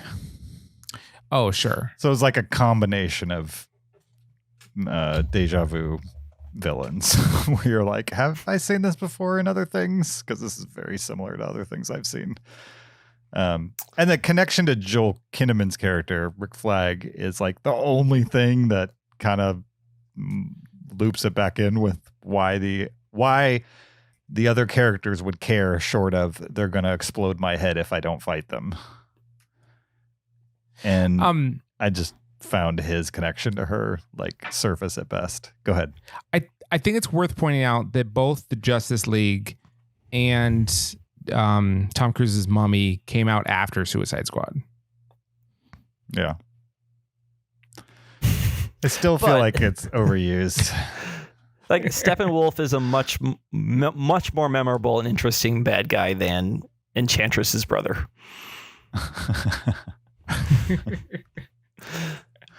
I am looking at a picture right now of Margot Robbie in Suicide Squad full makeup tattooing, I believe, David Ayer, and then also Will Smith tattooing Joel Kinnaman. They gave each other tattoos that say Squad, spelled SKWAD, and they look like they were written by someone who's using a tattoo gun for the first time. Which was probably intentional. Like they were probably also using it for the first time, but it's like, yeah, they probably knew it wasn't going to be high art. But now that's like a part of you. Like every time Will Smith looks at his arm, he's going to remind himself that he was in 2016 Suicide Squad. Every time he looks at his arm, he just thinks $4 to $8 million. I'm sure he's fine with that tattoo, regardless of how the movie turned out. Wait, you don't think $20 million? I don't know. I don't think he's a $20 million actor anymore. I think he is. I bet you he is. You think especially he in 20? You think he got I think $20 million for Justice Squad? I do. For Justice Squad? Yeah. I do. How much? Maybe today he's not a $20 million actor, but 5 years ago. Did Will Smith make for Suicide Squad? Let's see what he made. We are falling into Patreon territory here. I know, but I gotta We're know. like Googling on the podcast. I gotta know, how much did Will Smith make for Suicide Squad? Zach, while How James is- tries to find this, would How is you this say that information not available? It's gotta be available. It's not available. Bummer. I think even 5 years ago, Will Smith was still a top paid star. I don't know if he is today.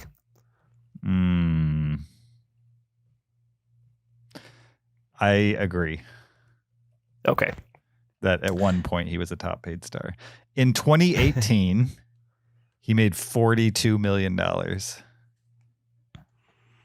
Okay, he reportedly earned $20 million for his role as Deadshot in Suicide Squad, according to bankingrates.com. Well, they say so. I found Idris Elba's character far more interesting. Like, if you're going to make a one-to-one comparison to, like, you know, black guys who shoot well in these movies, like, Idris Elba's version of that character was far more interesting than Will Smith's They're playing the version. same character. They have different Basically. names, but Yeah. they're the same character. They got the same family connections. So I disagree too. This is going to be very light spoilers for the new Suicide Squad. It's just I'm going to talk about the daughter of Idris Elba. So very, very light. It doesn't matter. It's not going to affect your enjoyment of the movie if you haven't seen it. Idris Elba's his daughter relationship is she's kind of starting to get in trouble, and so he wants to keep her out of jail, right? And other than that, that's really it. We don't know anything about her. We don't really get her personality at all. Just he wants to keep her out of jail. It's more of a abstract kind of thing.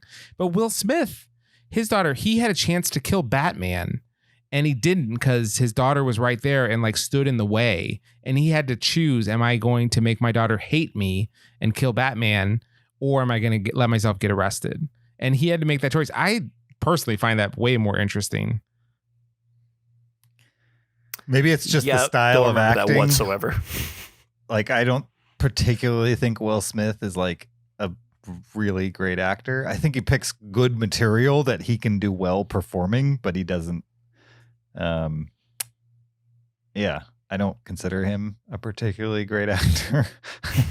Whereas Idris Elba can, like, he could read the phone book and I'd probably be interested in it. Like, he's got an intensity and a delivery that just absolutely works no matter what he's saying. And I also think that the second movie, The Suicide Squad, framed that conflict through the rest of the movie. Even when the daughter's not there, Ratcatcher 2 is there to be a surrogate for the struggle that Idris Elba's character is going through. And I just think it works better in that movie than the first one. But I don't know. Do you think Will Smith has the same acting chops as Idris Elba when it comes down to it? I think Idris Elba is an amazing actor, probably better than Will Smith. But Will Smith just is charming and is great on screen. So I'm fine with either. I think Will Smith exists on his charm, and that's great. Yeah. It's an awesome skill to have, but it is limiting when you need to, convince somebody or something. He can play the cocky sniper very well. Mm-hmm. But he's also a better shot than Idris Elba. Really? Well, he's Deadshot, where Idris Elba is just Bloodshot. Like, he just wants to draw blood sport, whatever. Blood sports.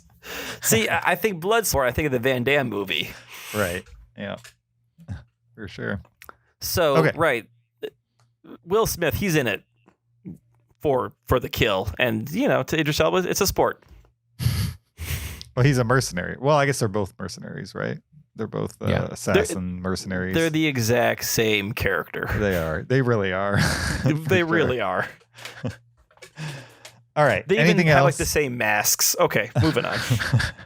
I preferred Idris Elba's mask, to be honest, but that's just because it kind of had alien vibes to it. It also, his mask was kind of Guardians of the Galaxy, where he could like take it off and it would sort of fold up. Mm-hmm. He looked silly in his mask, I thought. That's why he didn't wear it very often. And Will Smith didn't look silly in his mask? It wasn't a mask. It was a eyepiece. I thought he had like a white face mask. I don't remember. Okay. I also don't like in the first movie how they introduce Bloodshot like 3 times to like different characters. You like mean they keep Deadshot? Right. They keep introducing the Will Smith character. Like a new character walks in and they're like, Amanda Waller's just constantly like, and this is Deadshot. It's like, okay, we get it. Will Smith's in the movie. It's fine. That's in the contract, man. You Relax. can't mess with the contract. You paid him $20 million. I know you're trying to get the most out of it, but just calm down. All right. Anything else for David Ayer's 2016 Suicide Squad? Are we done? That's it. We're done. Let's letterbox it. All right, let's letterbox it. I'm going to go with the same score I gave it when I first saw it. I gave it the same score the second time. It happens to be the same score as the James Gunn version, which doesn't make any sense because I like that version better. But I gave this a 3.5. That's really funny, James, because you liked it a lot less than I do. I give it a 3.5. All right. Well, I definitely like it less than both of you. 2.5. Nice. I think I'll probably have to bump up the other one. I don't feel like this one's, awful. But I do prefer the James Gunn version, so I might have to go to 4 on that one. All right. Thank you for listening to this episode 491 of the Cinereelists. We appreciate your listenership. Don't forget, you can always send us an email to heyguys@cinereelists.com. And we'll talk about it on the podcast. You could also check out the video version on YouTube. You could follow us on Patreon, support the podcast, get extra after show audio, amongst other Cinerealist swag. Leave us an Apple Podcast review. And follow us on social media on Twitter, Facebook, or Instagram at Cinereelists. Or you could follow my personal Twitter or Letterboxd at YoJRB. You can follow me on Twitter or Letterboxd at Shaubin. You can find me on Letterboxd at PeterSKB. Next week, we will be doing our top 10 last 10. A brand spanking new top 10 last 10. We're going to do it next week. And yeah, if you want to stick around for the Suicide Squad spoilers, it'll be after the music. If you don't, then we'll see you next time. Until then, keep it cinereal.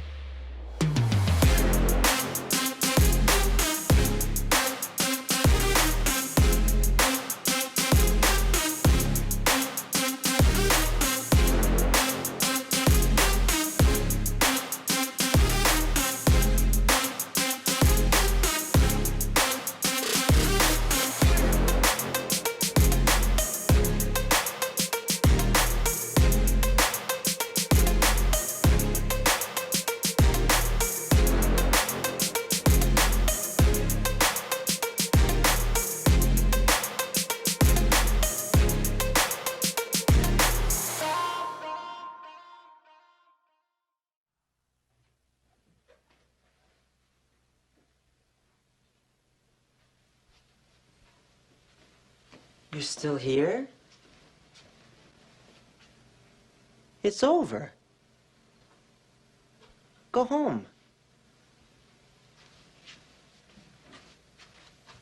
Go.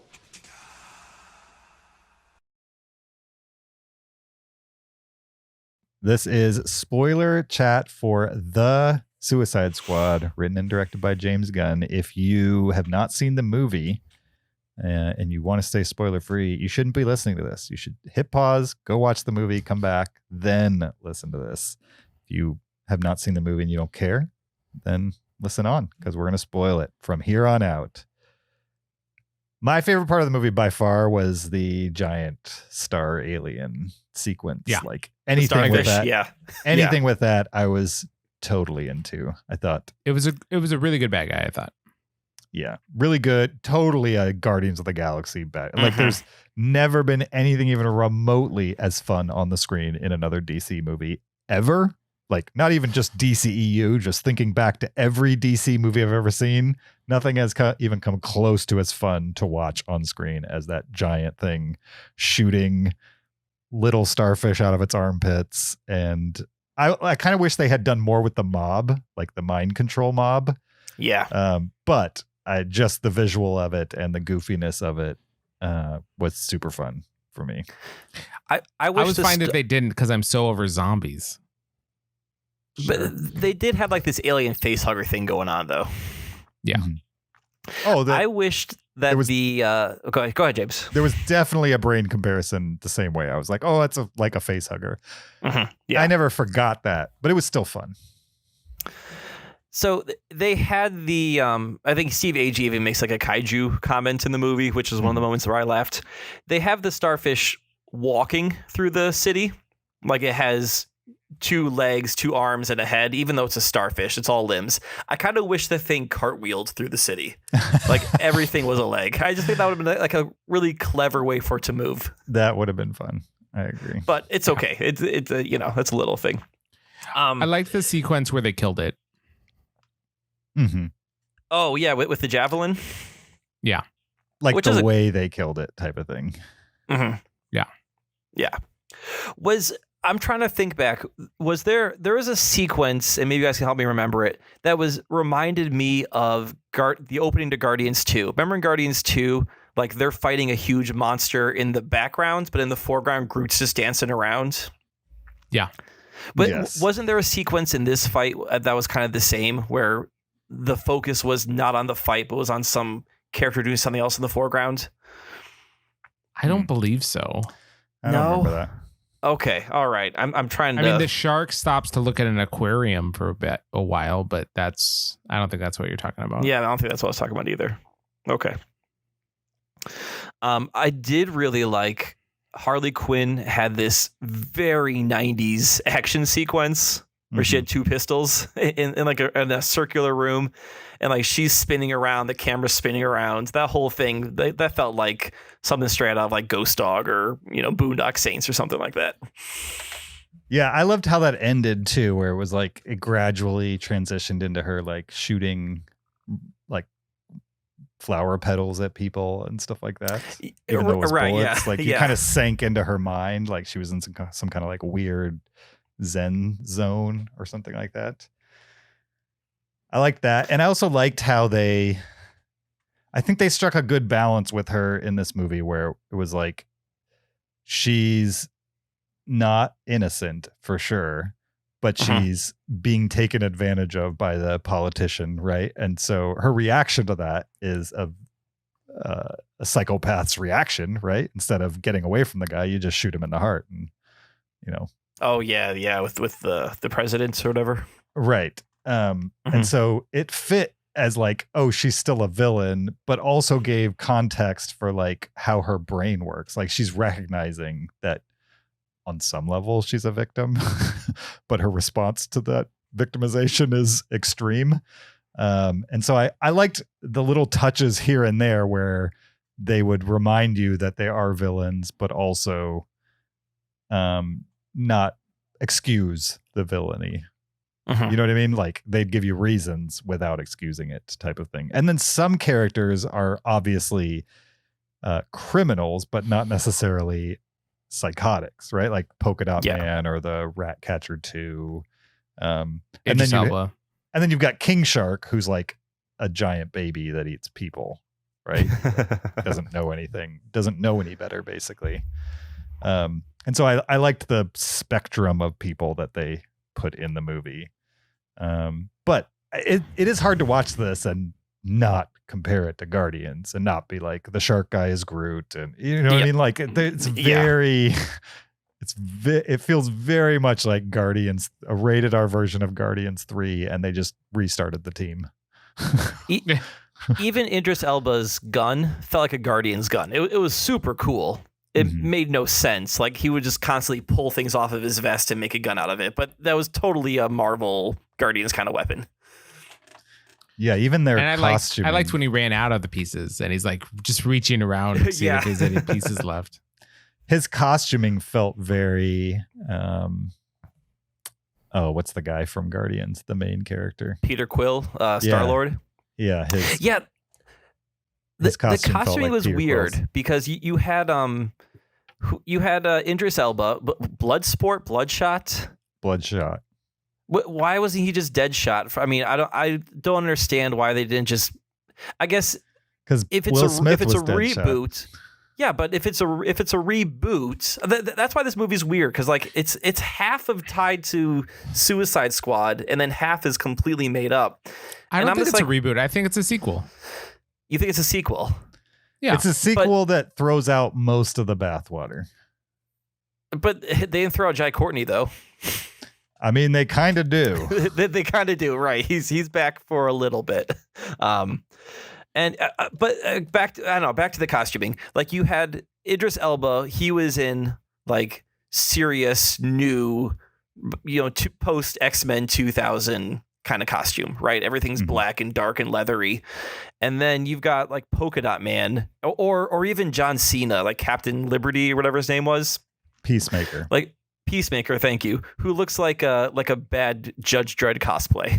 He's got like bright colors, a silver helmet, and I found that odd that they were all in sort of different styles of costumes. But I assume there's also James Gunn just being like, well, what if this guy looks like that, and that guy looks like he's from the '60s, and this one's looking, I don't know. Yeah, I think that they're, from what the pictures I've seen, they're very accurate representations of what they look like in the comics, depending on which era they're from. Minus Bloodshot, who feels like a new, an updated version of a recent era costume. Yeah, I mean, the only real carryover, right, other than people they dispatched at the beginning, is Margot Robbie, I think. Maybe Viola Davis. Those are the only two that like carry through the rest of the movie. Man. Jai Courtney, yeah, he dies at the beginning. I'm saying like characters that make it through the whole movie. Oh, the Amanda Waller, Rick Flag. He's in both. Yeah. So Rick Flag, Amanda Waller, and Harley Quinn are the only three from the first movie that make it from the beginning to the mostly the end. Stick around, yeah. Right, of this one. But they really only kill Boomerang guy at the beginning of this from the other movie. Everybody else is brand new, and then they kill him right away anyway. And I liked that opening. I liked that we got right into it. and that like that felt more of like the other kind of Suicide Squad movie where like here are just our disposable villains.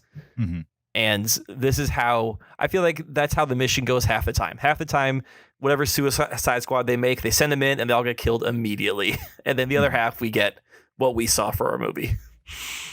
Yeah, I mean, to be fair to David Ayer, the 2016 Suicide Squad movie had to introduce a concept like villains as hero team movie, which kind of hadn't been done, and spend time introducing the characters and also the premise. Whereas this movie didn't really bother with any of that. They were just kind of like, oh yeah, we're going to put a pill in your neck and, 10 years off your prison sentence if you help us. And then they moved on. Like they just did not dwell on convincing people to do things, except for the Idris Elba character, Bloodshot.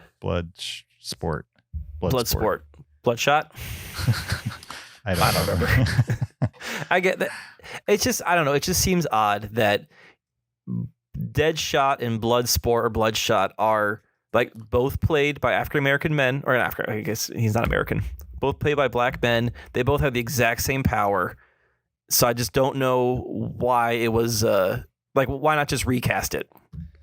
I mean, Why it's have to make a new possible character? It's possible that they couldn't get Will Smith back, or Will Smith didn't want to come back. And they were like, well, we could recast, or we could just pull out another character and have them very similar.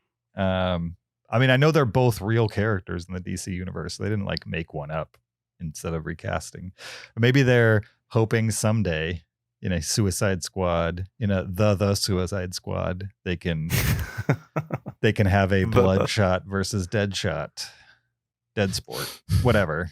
They can have those two guys. Bloodsport. It's Bloodsport. It is Bloodsport. Okay. Bloodsport and Deadshot. Not Bloodshot. Bloodsport and Deadshot. Okay. Yeah, maybe in part 3 they have those two guys, firing at each other or something. I don't know. This was by far, though, my favorite Harley Quinn representation, I would say. Oh, I agree. Oh man, hard disagree. Well, okay. We'll tell you why, Zach. Then you can tell us why you disagree. Okay. So, I haven't seen Birds of Prey, but I remember in the first Suicide Squad, like she's so sexualized. I was watching some clips today, and like she's getting dressed in slow motion. There's like the booty shorts, and there's constant shots of her butt. And like in this one, obviously Margot Robbie is an attractive woman, and they're not like uglifying her or anything, but the camera does not linger on Harley Quinn, and it doesn't feel icky, where I really felt like the first time around we saw Harley Quinn, it just kind of felt icky. And like, why do we have to sexualize this character so much? Yeah, and part of the manipulation of Harley Quinn in original Suicide Squad is that guys are into her. And so that was just that version of that character they decided to tell. But it's definitely supported by the comic books for that character to be taken advantage of by men because of the way she looks. Yeah. So I wouldn't say the movie was doing anything that like the comic books didn't support as far as the 2016 version, but I preferred this version in that it wasn't a part of it, and I thought she was interesting, and it was like the perfect balance of crazy and relatable. Right, she just wasn't like a psychopath the whole time. Right. I mean, she definitely did some bad things for sure, but it was like, and they weren't even justified bad things, but they were acceptable bad things given the context of everything else that was going on in the movie. Zach, you disagree. How do you disagree? Let's hear it, Zach. Yeah, I disagree pretty strongly. I would say, because I do agree with Kyle, I think in the original Suicide Squad, she's both worse and better than in this one. So worse in the sense of they do highly sexualize her in Suicide Squad, the original, and in a way that I don't think is necessary. So I would say that would be worse. But I think apart from that, her character was so much better in the first one, because I absolutely believed that she was a psychopath in the original.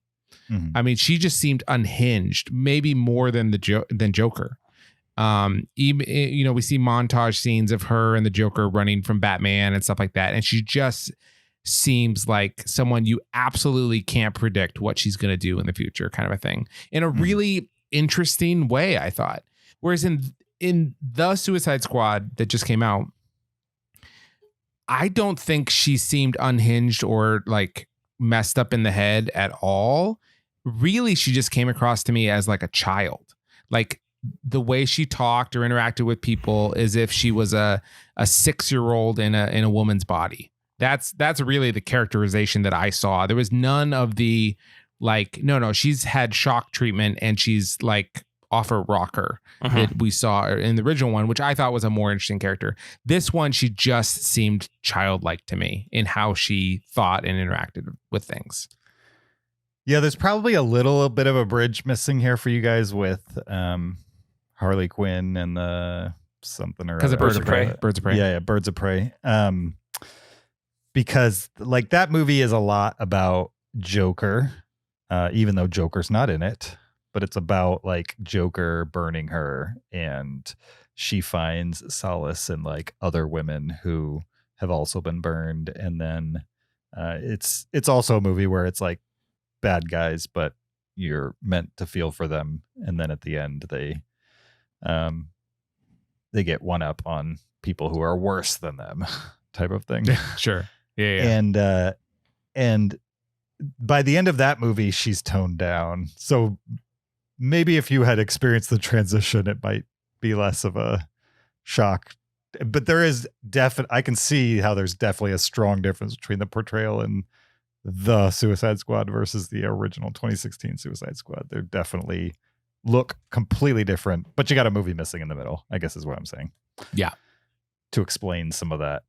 Like the reason why this movie doesn't explain that is because it's already been explained in a full movie. And that makes sense to me. I'm open to that. Yeah. And I do remember enjoying her relationship with the Joker, just how that was portrayed in the original. I think that's some of my favorite parts. There's also moments in Birds of Prey, like the John Wick style scene with Harley Quinn, that throw back to styles that are presented in Birds of Prey. Okay. But like Birds of Prey, oddly enough, when I got done watching the Suicide Squad, the James Gunn version, I feel like it's a weird mix of James Gunn style and David Ayer's style. And I know, like, I don't think that was intentional, but it does feel like a bridging movie, both for the story of Harley Quinn, but also just like a bridge of styles between the two as well. Like it's R, but it's not near as extreme as the Suicide Squad. And I don't remember, was the original? I think the original 2016 Suicide Squad was R as well. It might be PG-13. But I think there's a lot of cursing in it. Yeah, but they're also killing a lot of non-humans. I think can you? Let's see. I don't know if Letterboxd will tell you the rating. My money's on R. Okay.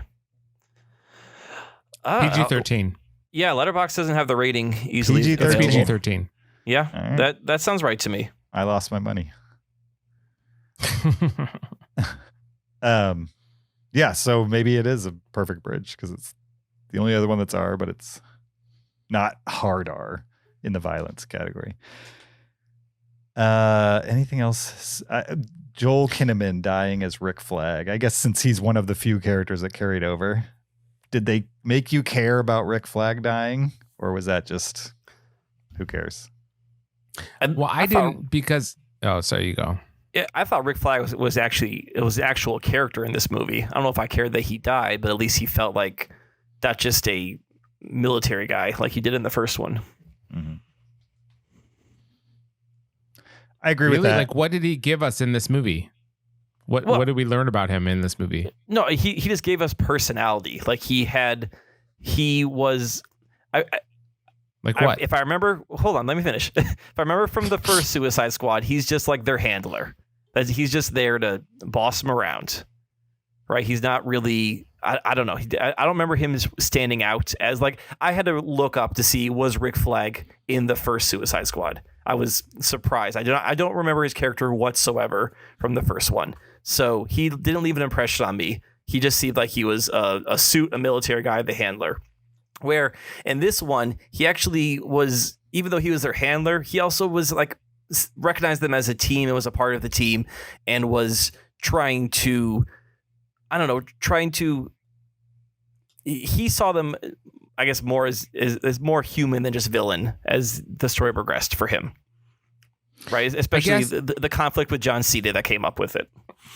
In the original, he has an arc. Like he goes like through a learning process about how he refers to the team, interacts with the team. There's that scene where they all go into the restaurant and are having drinks and talking together and stuff like that. Okay. He has a love interest, so he's like not one-dimensional, just military guy. He's got a love interest. What is his love interest? The Enchantress. Okay, I see. I can't remember if it was him or if it was Scott Eastwood who was in love with Enchantress. And he was like, I would say of all the characters, he got number 3 screen time, behind Harley Quinn and Will Smith. Whereas in this movie, maybe you got more. Tell me about his personality in this film. Like, just describe his personality to me in this film.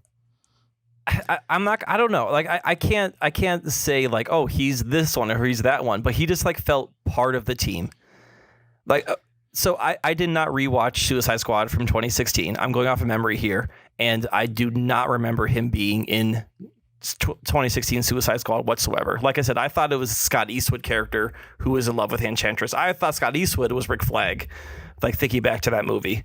So at least in this one, I could recognize him as a character in the movie, and he had something to do. I can't remember. Again, I was surprised that Rick Flag, Joel Kinnaman, was in the first one. No memory whatsoever. So left no impression. Yeah. I do Even think though apparently he's number 3 according to you, and right, he had the whole love story with Enchantress. I think 5 years from now, when you're looking back on the Suicide Squad, you're going to be hard pressed to remember anything he did except he fought John Cena over a hard drive, and that's the only note you'll remember. And a yellow shirt. What was the yellow shirt?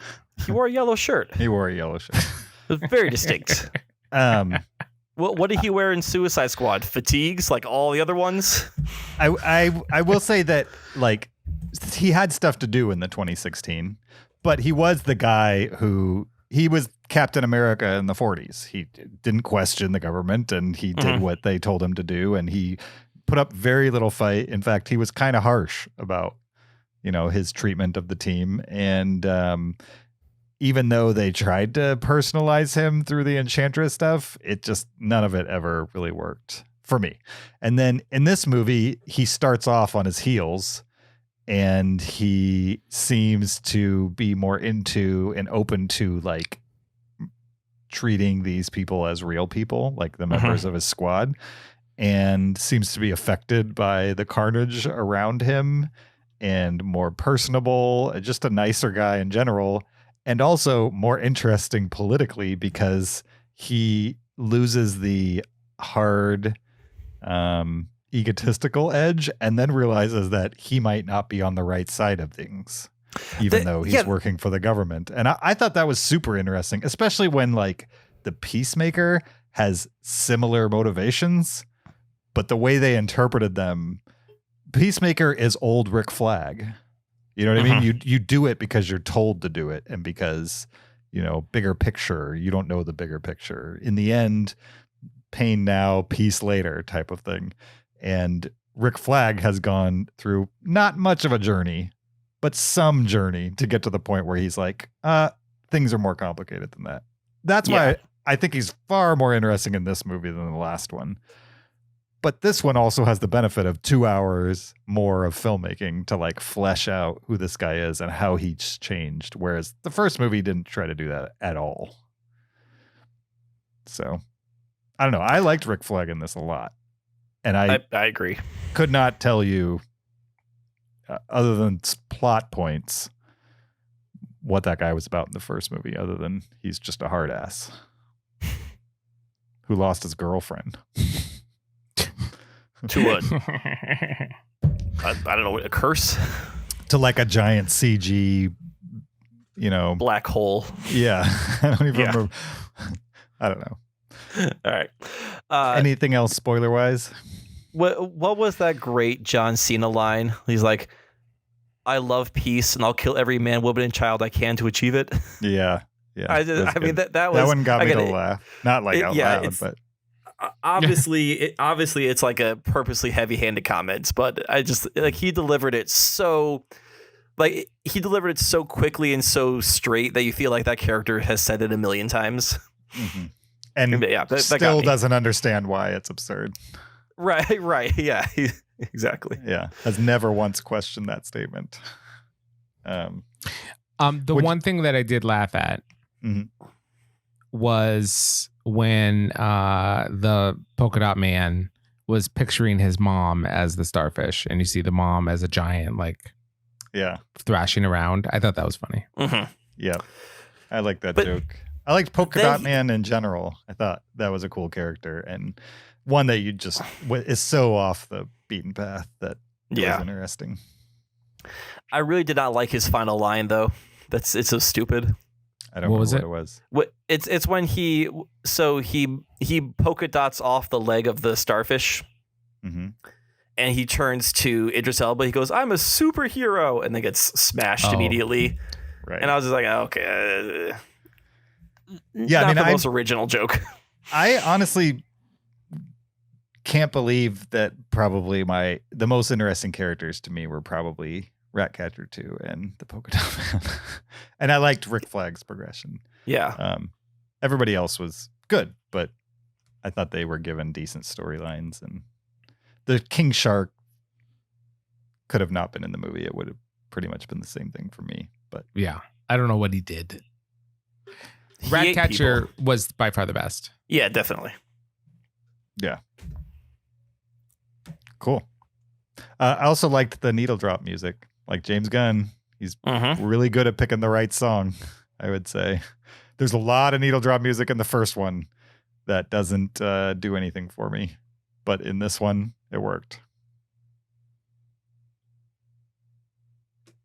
Agreed. All right. Anything else? For The Suicide Squad. Nope. All right. Anybody changing their star ratings? Nope. No, I did not enjoy this movie. I found it off-putting.